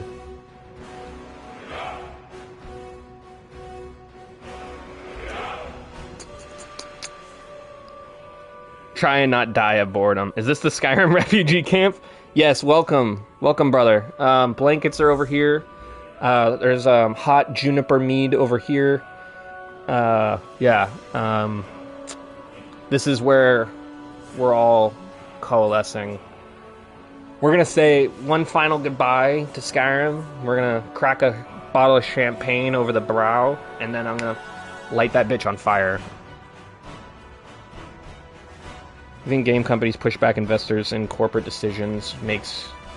Do you think gaming companies push back investors and corporate decision makers back so they can make better games, or at least give their games a chance to be polished before releasing? No, I don't. I don't, because they don't have that option. You're under the impression that game companies have the freedom to do that.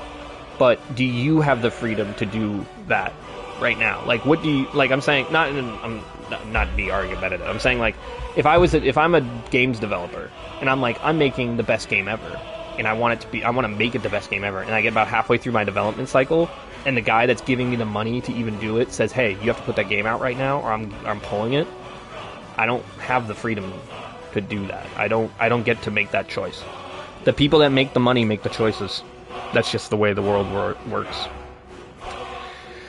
That's a really good question, Marco. I appreciate that question. That was a very, very good question. They can it gives their games a chance to be polished before release. No, yeah, we don't live in that world. At least the way that we do now. And that is why I love Game Mill. Let's take a quick moment and talk about Game Mill. All right, we want to talk about Developer of the Decade. Holy shit. Just the trinity of the perfection. Like, if you wanted to shit on the games industry and make people, if you like the Golem, Kong, and the Walking Dead game that just came out, but all by the same developer. If you didn't know that, by the way, these three worse than mobile. I've definitely played mobile games better. These three games came out recently, and it's like if your grandma described a video game to you. It's like, yeah, I wanted to buy my grandson the new Walking Dead game. It has controls, and you hit things, and they move from scene to scene. Like, holy shit. There's no way more than 4 people made those games. Like, and I say that in the sense that, like, after a certain number of people, statistically, one person in the group would have been like, guys, we have to stop. I'm going to burn the office down. This is illegal, what we're doing. This should be illegal. But I think there's a reason that they exist, though.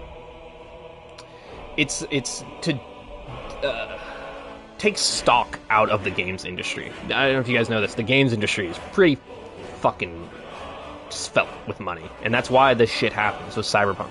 Why would the people that... If I gave CD Projekt Red if I gave CD Projekt Red $50 million, and after a year and a half, the game that I paid for hasn't come out, and they need more money and more time, but the guy behind me says, hey, if we release it right now, pre-order sales alone are going to top 400 million, and we don't get any of the blame, I'm fucking throwing his ass under the bus.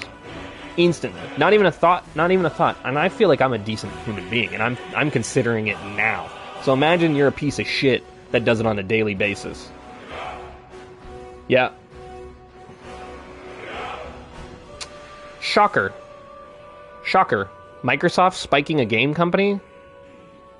Shocked. Oh, ESO switched up. I hope so. I like ESO. I think he makes good content. I used to really, really watch his content. Actually, when Anniversary Edition came out, I waited a couple of days to buy it because I wanted to see how people reacted to it, and I was watching his playthrough. He was just doing, like, long-form 4, 5, 6-hour videos of a playthrough, and I enjoyed watching it because it reminded me of, like, being, like, 12 again and, like, watching Skyrim YouTubers. I hope he switched up.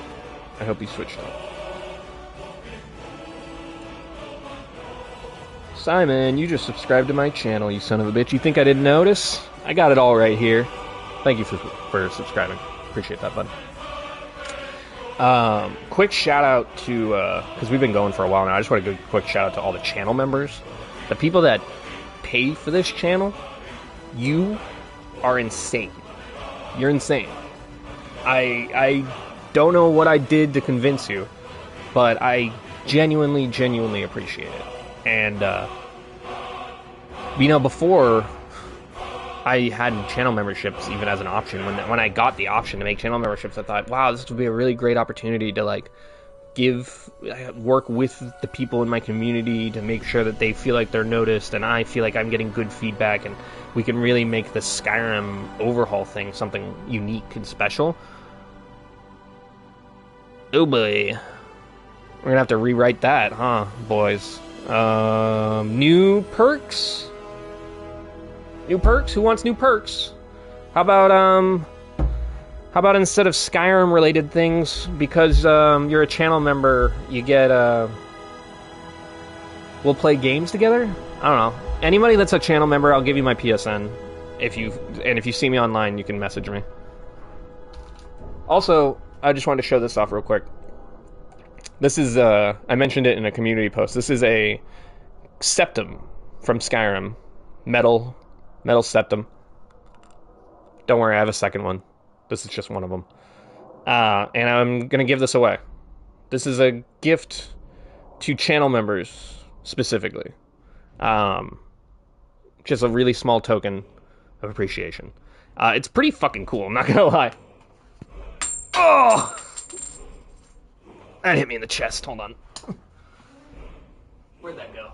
That's fine. We'll find that one later. It's fine. I got another one right here anyways. I'll find that later. It's under my desk. I don't feel like getting it. Oh, that thing's heavy, too. It hit me, like, right here, like, fucking collarbone. God damn. Won't people stop pre-ordering games as much as a result from the burnout from the guy? What do you think? Damn, Marco. This is hitting me with some hard journalistic questions right now. I'm really loving it. Won't people stop pre-ordering as much as a result of the burnout from bad game launches? Yes and no. Yes, because I have. No, because 99%... No. 80% of the entire game-buying population does not care. A vast majority of them don't watch trailers. Some of them don't listen to reviews. Most of them just hear what their friends are buying and want to buy it. Another good chunk of them aren't even buying it for themselves. It's a gift, so they're like, hey, I heard you like this game. Here's that game you like. Like, the people that care aren't going to pre-order. The people that actually know, like, that, not to, like, I don't want to create derision or anything like that, but I'm saying, like, the gamers know when a game's gonna be shit. Like, I didn't buy Redfall. I don't have an Xbox, but I didn't buy Redfall. I didn't buy Starfield. I didn't buy an Xbox. Because I'm a gamer. No, that sounds so dumb. Yeah, the vast majority of people just don't give a shit. And even I mean, I don't give a shit in the sense that I won't buy a game because I do a lot of research beforehand. But even if I know a game is shit, like, I bought No Man's Sky because it was shit. I bought No Man's Sky because I was at a Best Buy and they had a bin like this with hundreds of copies of No Man's Sky for $4. And I thought, one day this game's going to be good. I am vindicated. Vindicated. And that was a bet. That wasn't like, I had no way of knowing that. And yeah, it's like, I'll buy bad games. Even if I know they're bad, I won't pre-order anything anymore. Ever. Absolutely not. Actually, that's... I just lied. I literally pre-ordered Dragon's Dogma 2 yesterday. I was, like, sitting at a red light, and I pulled my phone out and fucking pre-ordered it. That's different. That's different. That's not the question that you asked me, because that pertains to bad games. Dragon's Dogma is going to be the best game ever. It fucking better be. Dragon's Dogma is going to be the best game ever. What? Mark my words. That Resident Evil, the new Resi engine. Ooh, that new Resident Evil engine is so fucking good. Resident Evil 7, Resident Evil 8, Resident Evil 4 in VR, and Dragon's Dogma is built on that engine. Oh, and there's so many new classes. Oh, guys, I love Dragon's Dogma way more than Skyrim. Let me tell you that. And then I haven't played nearly as much, but when I think about Dragon's Dogma, I think about the lore. I think about the world. I think about the characters. Skyrim, I think about playing. I think about classes. I feel like, what build am I going to do? What quest am I going to do? What item am I going to get? Dragon's Dogma, it's all about the journey, man. In the magic system, if you haven't seen it, go fucking look up right now. Dragon's Dogma 1 Magic. Look at the old Xbox 360 version. How it's literally better than any magic system you've ever seen in a video game before. Well, not the best. It visually is one of the best. Now, Dragon's Dogma 2 trailer that just dropped, that shit's in it. That shit looks amazing. Oh my god, there's like a whole thing where her sorcerer is like, like summoning fire magic, and then the main character runs over, chain casts it, which you could do in Dragon Dogma 1 to speed up the casting speed. Chain casts it, so now it's even bigger, floats up into the sky, and a fucking meteor comes down. God, Dragon's Dogma is amazing.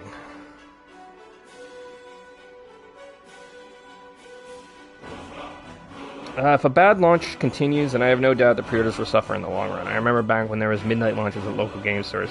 Doesn't happen anymore. That's true. Very, very true. Can you imagine a midnight launch now for, like, Cyberpunk? Which, basically, if it wasn't dead already, was probably like one of the nails in the coffin. I'm trying to remember the last time anybody gave a fuck about waiting in line. Oh, digital sales. Yeah. The second that you could download a game off of your PlayStation or your Xbox from home, waiting in line became completely obsolete. I waited in line for COD 4, I waited in line for Halo 3, I've waited in line for Modern Warfare 2. I've stood outside GameStops when I was like 10 years old, just because I wanted to play the game that bad. And then I remember being like 14, 15, coming home one day, and Black Ops, I think it was Black Ops or something, they're like, buy now, download, and I don't have to go to the store, I don't have to wait in line. Sweet. Why wouldn't I do that?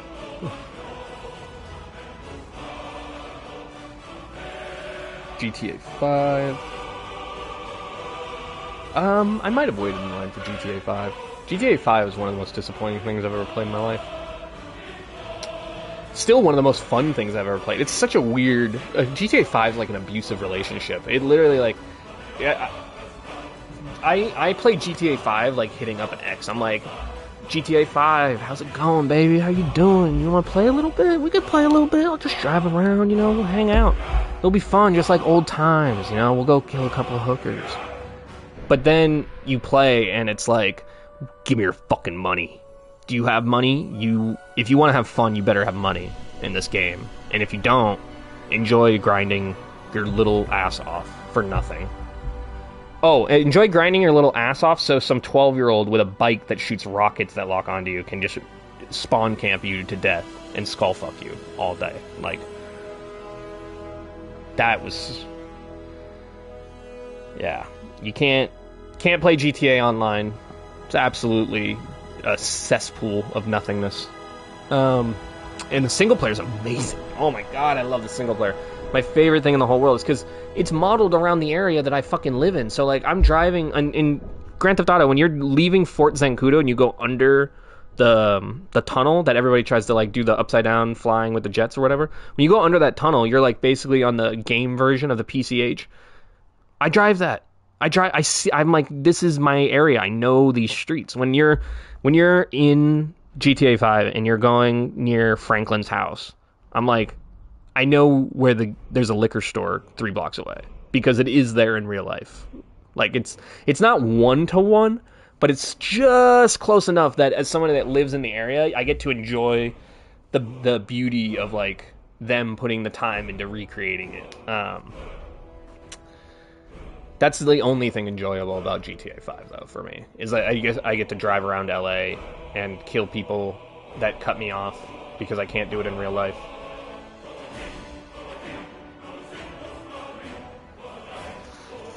Oh, boys. We're gonna have to play a game at some point. I said I was gonna put charcoal on. I want to smoke. Alright, give me 5 minutes, guys. I'll be back.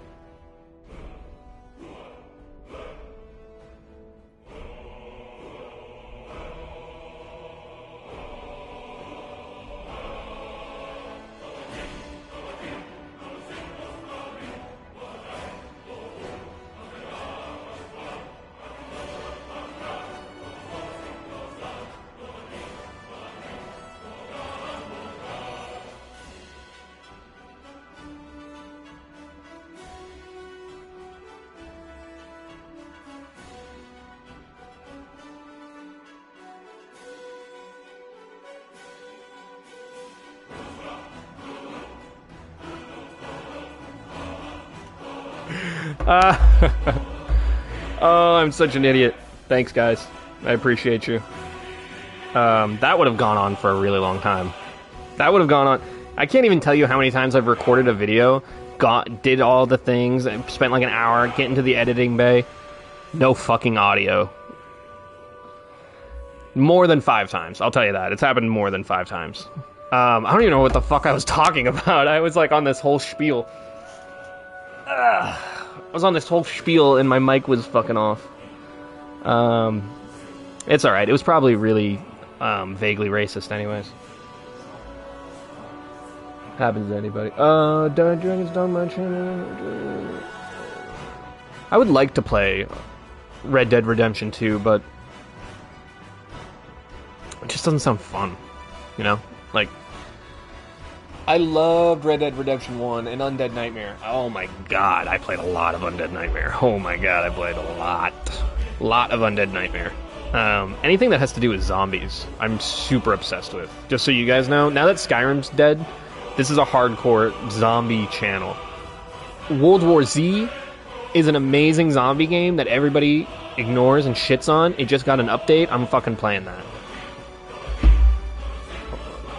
gonna use my phone to install it so I don't have to fuck with the capture of the live stream. World War Z is an amazing zombie game that died for no reason. I mean, was it a perfect game? Far, far, far from it. Very, very far from it. And I would argue, some people would argue, it's barely a good game, and it does. Why I think World War Z is one of the best zombie games ever made, and I say that not lightly, as a huge, huge, huge, huge fan of zombie games and movies and everything. Why it's one of the best zombie games ever made is because it's not trying to be something it isn't. It said, hey, do you like hordes of zombies that World War Z is known for? That's our thing. That's our thing. That's all it does. They do that one thing really well.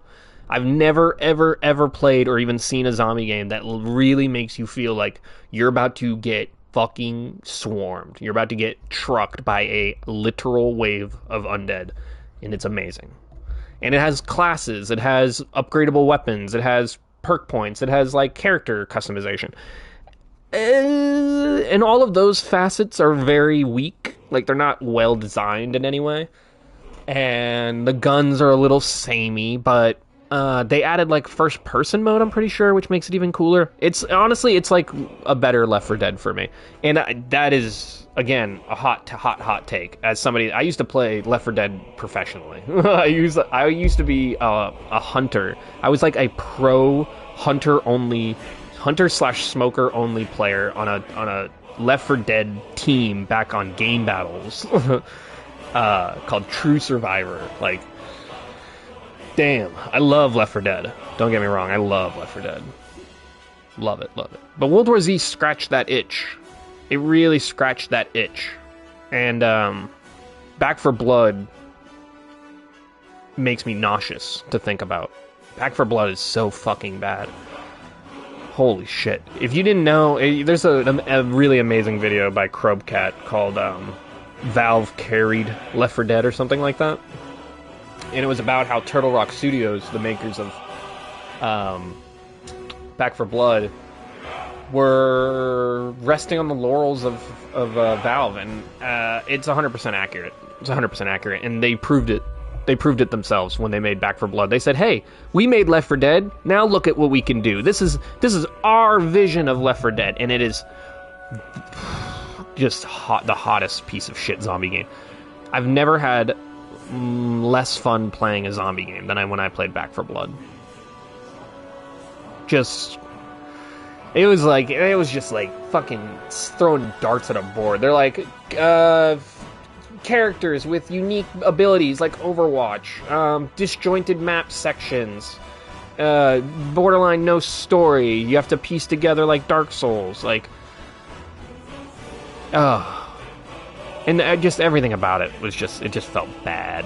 Just felt bad. Like, for how many characters are in Back 4 Blood, I know maybe a handful of them. Off the top of my head, I'm thinking Carly's one of them, I think. And I don't know anything about her. Don't know anything about her. I know Ellis.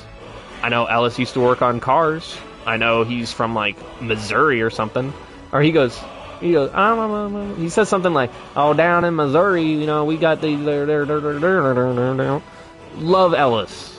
Every character in Left 4 Dead had a very specific personality, and the voice actors really carried. And I would not be surprised if the Back 4 Blood voice actors were like, I didn't even get a character description. I don't know what the fuck I was doing that day. I just had to say lines into a microphone, and they put it in the game. But, I'm installing World War Z. I want to check it. They have a new map. It takes place in New Jersey. Days Gone. Days Gone is amazing. Days Gone is amazing. I was actually just checking out Medieval Dynasty. So, like, zombie games and medieval fantasy games are easily, and then shooters and then survival games and stuff, everything else. Those are, like, my two main things. So, I was checking out Medieval Dynasty. I think that got an update recently. It looked... I heard it's, like, a review, if you could call it that, more of a comment that I read was, it's kind of like if Kingdom Come Deliverance was even lower budget. And I'm like... I can actually kind of get into that. I like bad made games. I like poorly made games. Sometimes it's the if you guys ever played like OG Chivalry, stuff like that. It's just funny the way that they can look. Days Gone is a super great one. Days Gone, such a good game. For multiple reasons, but the main reason it's an amazing game, and I think everyone should play it, is that Sam Worthington, I think his name is? Sam Worthington. He plays the main character, he does the mocap. He's also Starkiller from The Force Unleashed, and he does Darth Maul in Star Wars Rebels. The guy is amazing. I love that actor. I've seen him in so many things. I remember the first thing I saw him in was this TV show called Being Human, where he plays a vampire, but not like less Edward from Twilight and more like kind of like a cool vampire, very very cool vampire guy. And I thought, yeah, that was a good show. And then I played Force Unleashed. I rented it at a Blockbuster, and I remember watching the cutscenes and going, God damn, that guy looks familiar. What the fuck is that guy from? Literally. Until Days Gone came out, I had no idea. And then Days Gone came out, and I saw the trailer, and I went, that's the guy from that show. And then I was like, that's the guy from Force Unleashed. It literally, like, all connected all at the same time when I saw the trailer for Days Gone. The guy's amazing.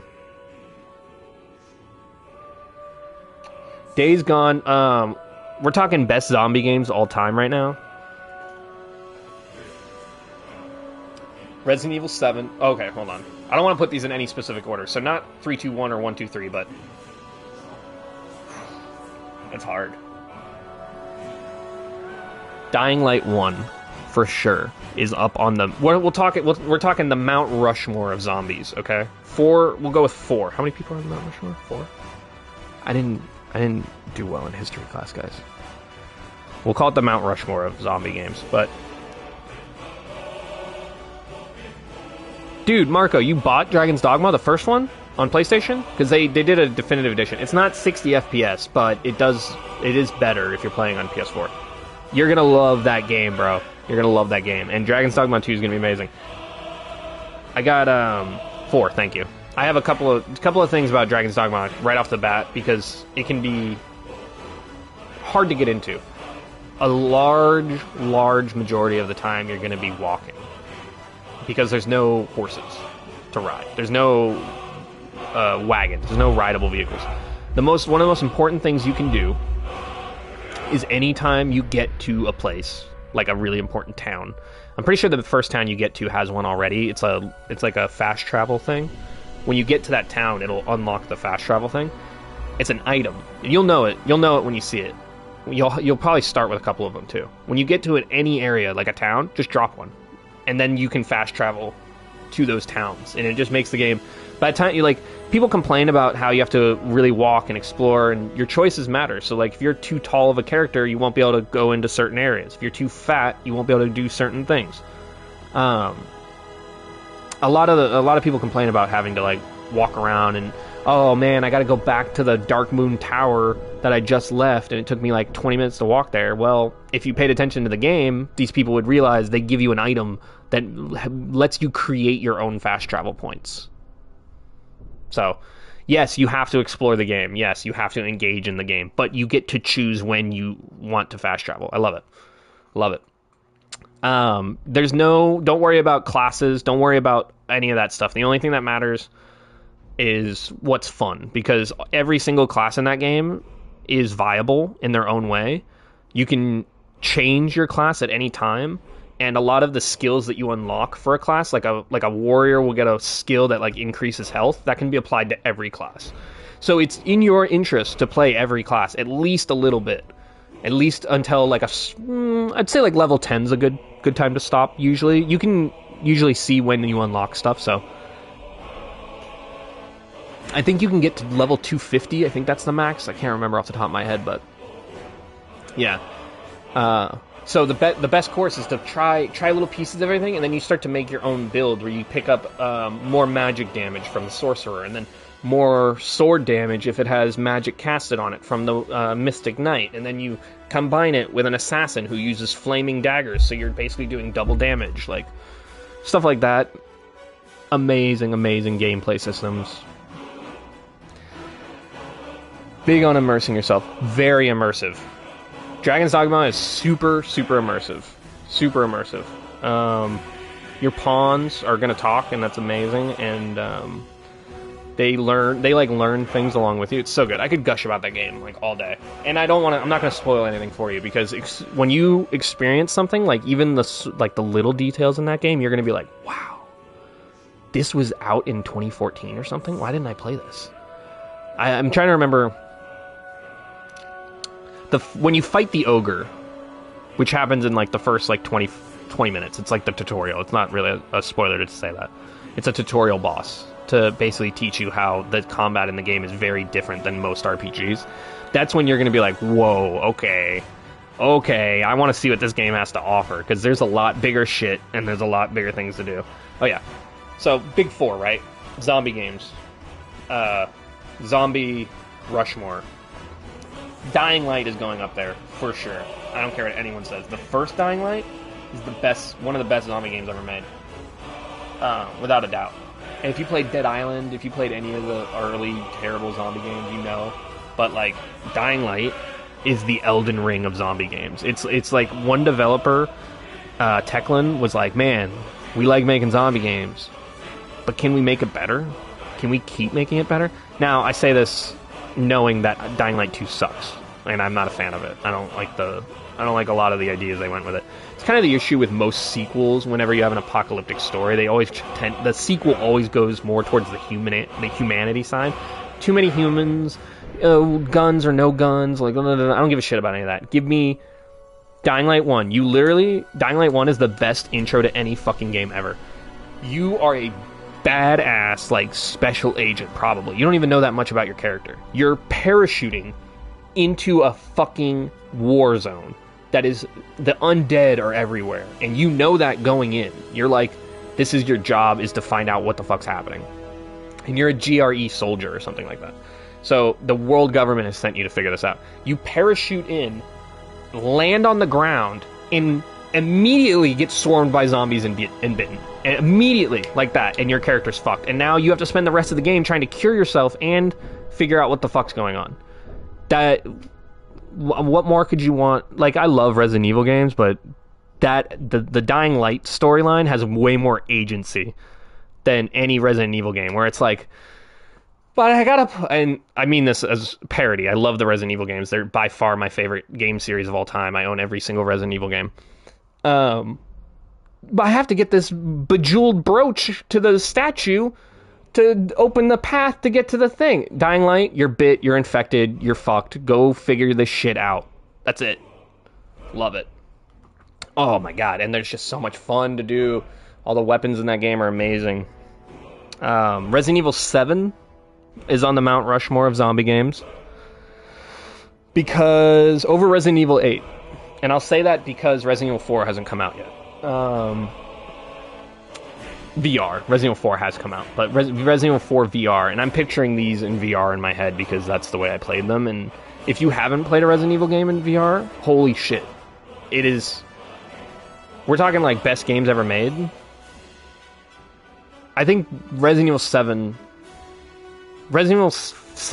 was the best PlayStation game ever made because it took full advantage of every part of the PlayStation, including VR. And every single part of it was perfect. And then they had amazing DLC that added different game modes and different things, and it was just incredible. Probably the most complete package of a game. It's like a perfect movie. It's got everything you could want in a video game and more. And when Resident Evil 4 VR comes out, I'm probably going to say that is the best PlayStation game ever created because it's going to take advantage of everything the PlayStation 5 has to offer and the PSVR 2. And it's one of the best games already ever made because Resident Evil 4 is amazing. There's no argument there. Ooh, boys, I'm going to be playing so much Resident Evil VR, you have no idea. Oh, should we do that today? I haven't played Resident Evil 8 in VR yet. I could play Resident Evil 8 in VR before Resident Evil 4 comes out. There's so much to do, so much to see, so what's wrong with taking the back streets, you know? You never know. If you don't go. Hey now, guys. Alright, that's the only Smash Mouth joke I'm ever gonna make. Medieval Dynasty limited fast travel is a cart to each settlement you can use to travel between settlements, but not unless you're on your own. You have a horse and donkey. That's about it. Find a nickel for every donkey I've ever had. Okay. So like Medieval Dynasty given me if somebody probably played a lot of Skyrim and then saw Kingdom Come Deliverance and was like, make a little mix. Little splash of this, little splash of that. Medieval Dynasty. I'm gonna see. Let me just pop into the store real quick and check that out. You were talking about medieval games earlier. I was just gonna say, if you haven't played Chivalry, don't give them your money. Torn Banner, the makers of Chivalry 2, are the worst developers of the year. We already talked about the best developers. We talked about developers of the decade. Biggest fucking stinker. Bethesda of the decade, because they've just been periodically shitting in my mouth specifically. But most disappointing developer of the year for me, and last year too, Chivalry, Torn Banner. Oh my god, they had the opportunity to make a Call of Duty-esque medieval warfare hack and slash type game. And instead what they made was another overly sweaty, horribly designed and overly monetized piece of content. That's all it is. It's just content. When the game came out, it was so cool and it felt fun to play. And then every single update since the day one patch has been like removing fun things, or making things less intrinsically clear, or changing weapon values and parry swing speeds and all this stuff. So even someone that's played 250 fucking hours has to relearn everything every single time they update things. And then there was an update where they changed the control binds, so you had to literally relearn the controls. And they also made a very specific point to talk about remapping every single time, because I used to be involved in the community. We would talk about the breakdowns of their perceived updates, and they would be like, we're going to get this, this, and this, and then it would come out, and I would be on the community manager's ass. I'd be like, hey, remember you and I had a conversation where you told me that I, as a PlayStation player, I would be getting this feature, and now I'm not? What's up with that? And they'd go, well, actually, if you read, it's not 100% in the plan. It's possible, but we're not sure yet. Which is why, by the way, the game came out. They said, hey, Chivalry 2 out now. Do you play on PlayStation 4? Do you play on PS5? Play together with your friends because it's PlayStation. That never was true. That was a fucking lie. Chivalry was lying to you before the game ever came out. They knew what did and didn't work. Cross-play parties just started happening. They just fixed it after... And I used to have the fucking screenshots because I would be blowing up the community about this. But every single update would talk about how they're going to fix it. They're going to fix it. They're going to fix it. And then the patch notes would release and they go, we've decided to push it back. Decided to push it back. Decided to push it back. The people at Torn Banner have no fucking idea what they're doing. If somebody told me that half of the people that work there left, I would believe it. Because they had this amazing game and like all this content in it. And then every update is like just less and less and less and less. It started with one map that was huge. It had armors and new weapons. There was new things to do. And it was amazing. And then every update since keeps that frame. They're like, here's a map, here's a thing to swing around, and you're happy. That's what you want. Eat it up. Eat it up. But the maps are garbage. The maps are garbage. Every single new map for Chivalry that's come out is over in less than 10 minutes, and one side always wins. Always. There's no team balance. They literally had a thing where if we were on a mismatched team and there was like 20 people over here and like 15 people over here, I could switch to this side to balance it out, and vice versa. I could switch to this side if I wanted to make it more imbalanced. And Torn Banner literally only listens to the most angry, sweaty people in their community. Like the kinds of people that content creators, honestly, that were like bitching about things that just didn't matter because it made them feel like less of a good player, and they fixed it. They fixed it. God, I want to love Chivalry so much. It was so fun to play. I can't remember. I can't even describe how fun it was just to play it. And then every single update, it's just so less fun. In the newest update, they're like, here's a map. Oh, yeah, I got a bit of a tangent. I was saying, they took away the ability to switch teams. So now what happens is, everybody that's been playing the game for a really long time will be on one team. There'll be like a team with like 10 people over level 400. And for reference, as a player of like 200 hours, I'm barely level 180. So like people over like levels of 400, all on one team against whoever's on the other team, and no one is allowed to switch or balance it out or change it in any way. It's sometimes you'll see like people switch teams, but you can't switch teams because fuck you for some reason. It's just, ugh. Have you ever played dodgeball with like, imagine you're playing dodgeball and you're a kindergartner, and then all of a sudden the senior class came in, and they're like, you're playing with them. You'd be like, what the fuck? Why? Can I play with other people? Oh yeah, if you play on PlayStation, when I first played the game, I could turn off crossplay, and I could just play with PlayStation players, and I would get in full lobbies with PlayStation players, up to like 50 people. And then they decided to take out the bots that they filled the lobbies with because nobody was buying their game, and the lobbies numbers started dwindling, and it became harder and harder to keep a lobby together because there wasn't as many players as there actually was. They were filling the servers with literal bots that were like walking into the walls. And so what they did, they removed crossplay. So now, as a PlayStation player, I am no longer allowed the option to play with PlayStation players. I wasn't even allowed to party up with PlayStation players up until very recently, like in the last week. And I mean that, like in the last week, they've updated the game. You can now party up with people, and it still doesn't work 100%. Oh, Chivalry. Oh, I just totally remembered I had colon.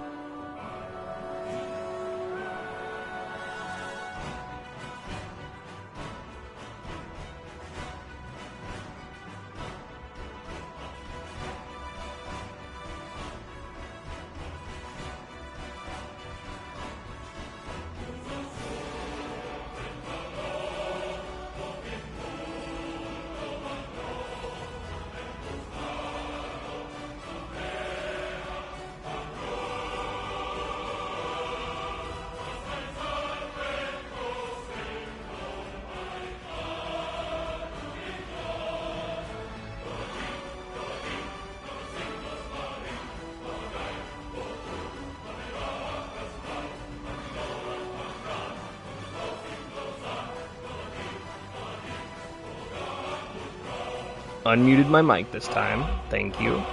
Didn't forget. Now I have something to smoke. I immediately will feel less aggravated. Which is all I want.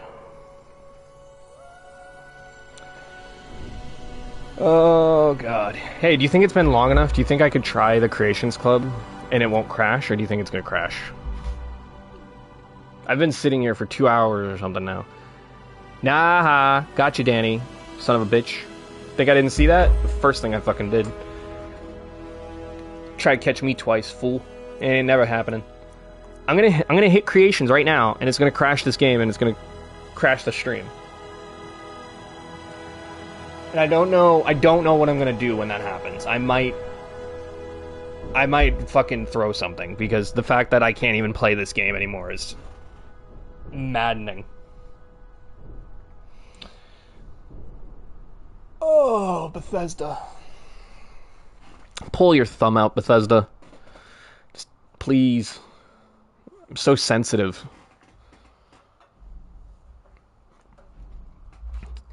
I mean, they knew. What really sucks even more about this whole thing with Skyrim is that they knew. They literally, they told, like, everyone was like, oh, there's a Skyrim update that's gonna happen. I wonder what it is, though. I wonder what it is. And they, whenever this has happened before, they've made absolutely zero they always blow it up as much as they possibly can. We're updating the game, Anniversary Edition, come fucking buy this shit. And this time they're like, hey, we're gonna update the game real quick. Don't worry about it, guys. Nobody has to care. I read the tweet. It said, hey guys, we're just doing some maintenance on the Creation Club and the mods page, so you won't be able to access it for a couple of hours or whatever. What the fuck is this? How about that tweet says, hey guys, we're changing everything. Be sure to stay tuned for it. They knew that they were going to fuck everybody over, and they knew that it was going to cause an entire upheaval of their community. And they took steps to avoid it. Not even avoid it. They took steps to like let it smother itself out. They're like, just, you know, even if they don't like it, they're still going to pay for it. The fucking heathens.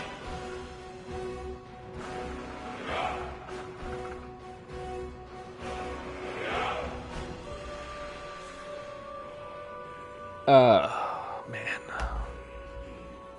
Todd Howard. You have enough money.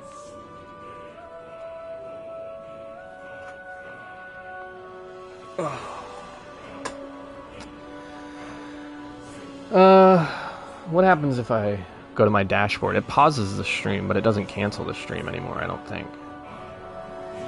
Let's see.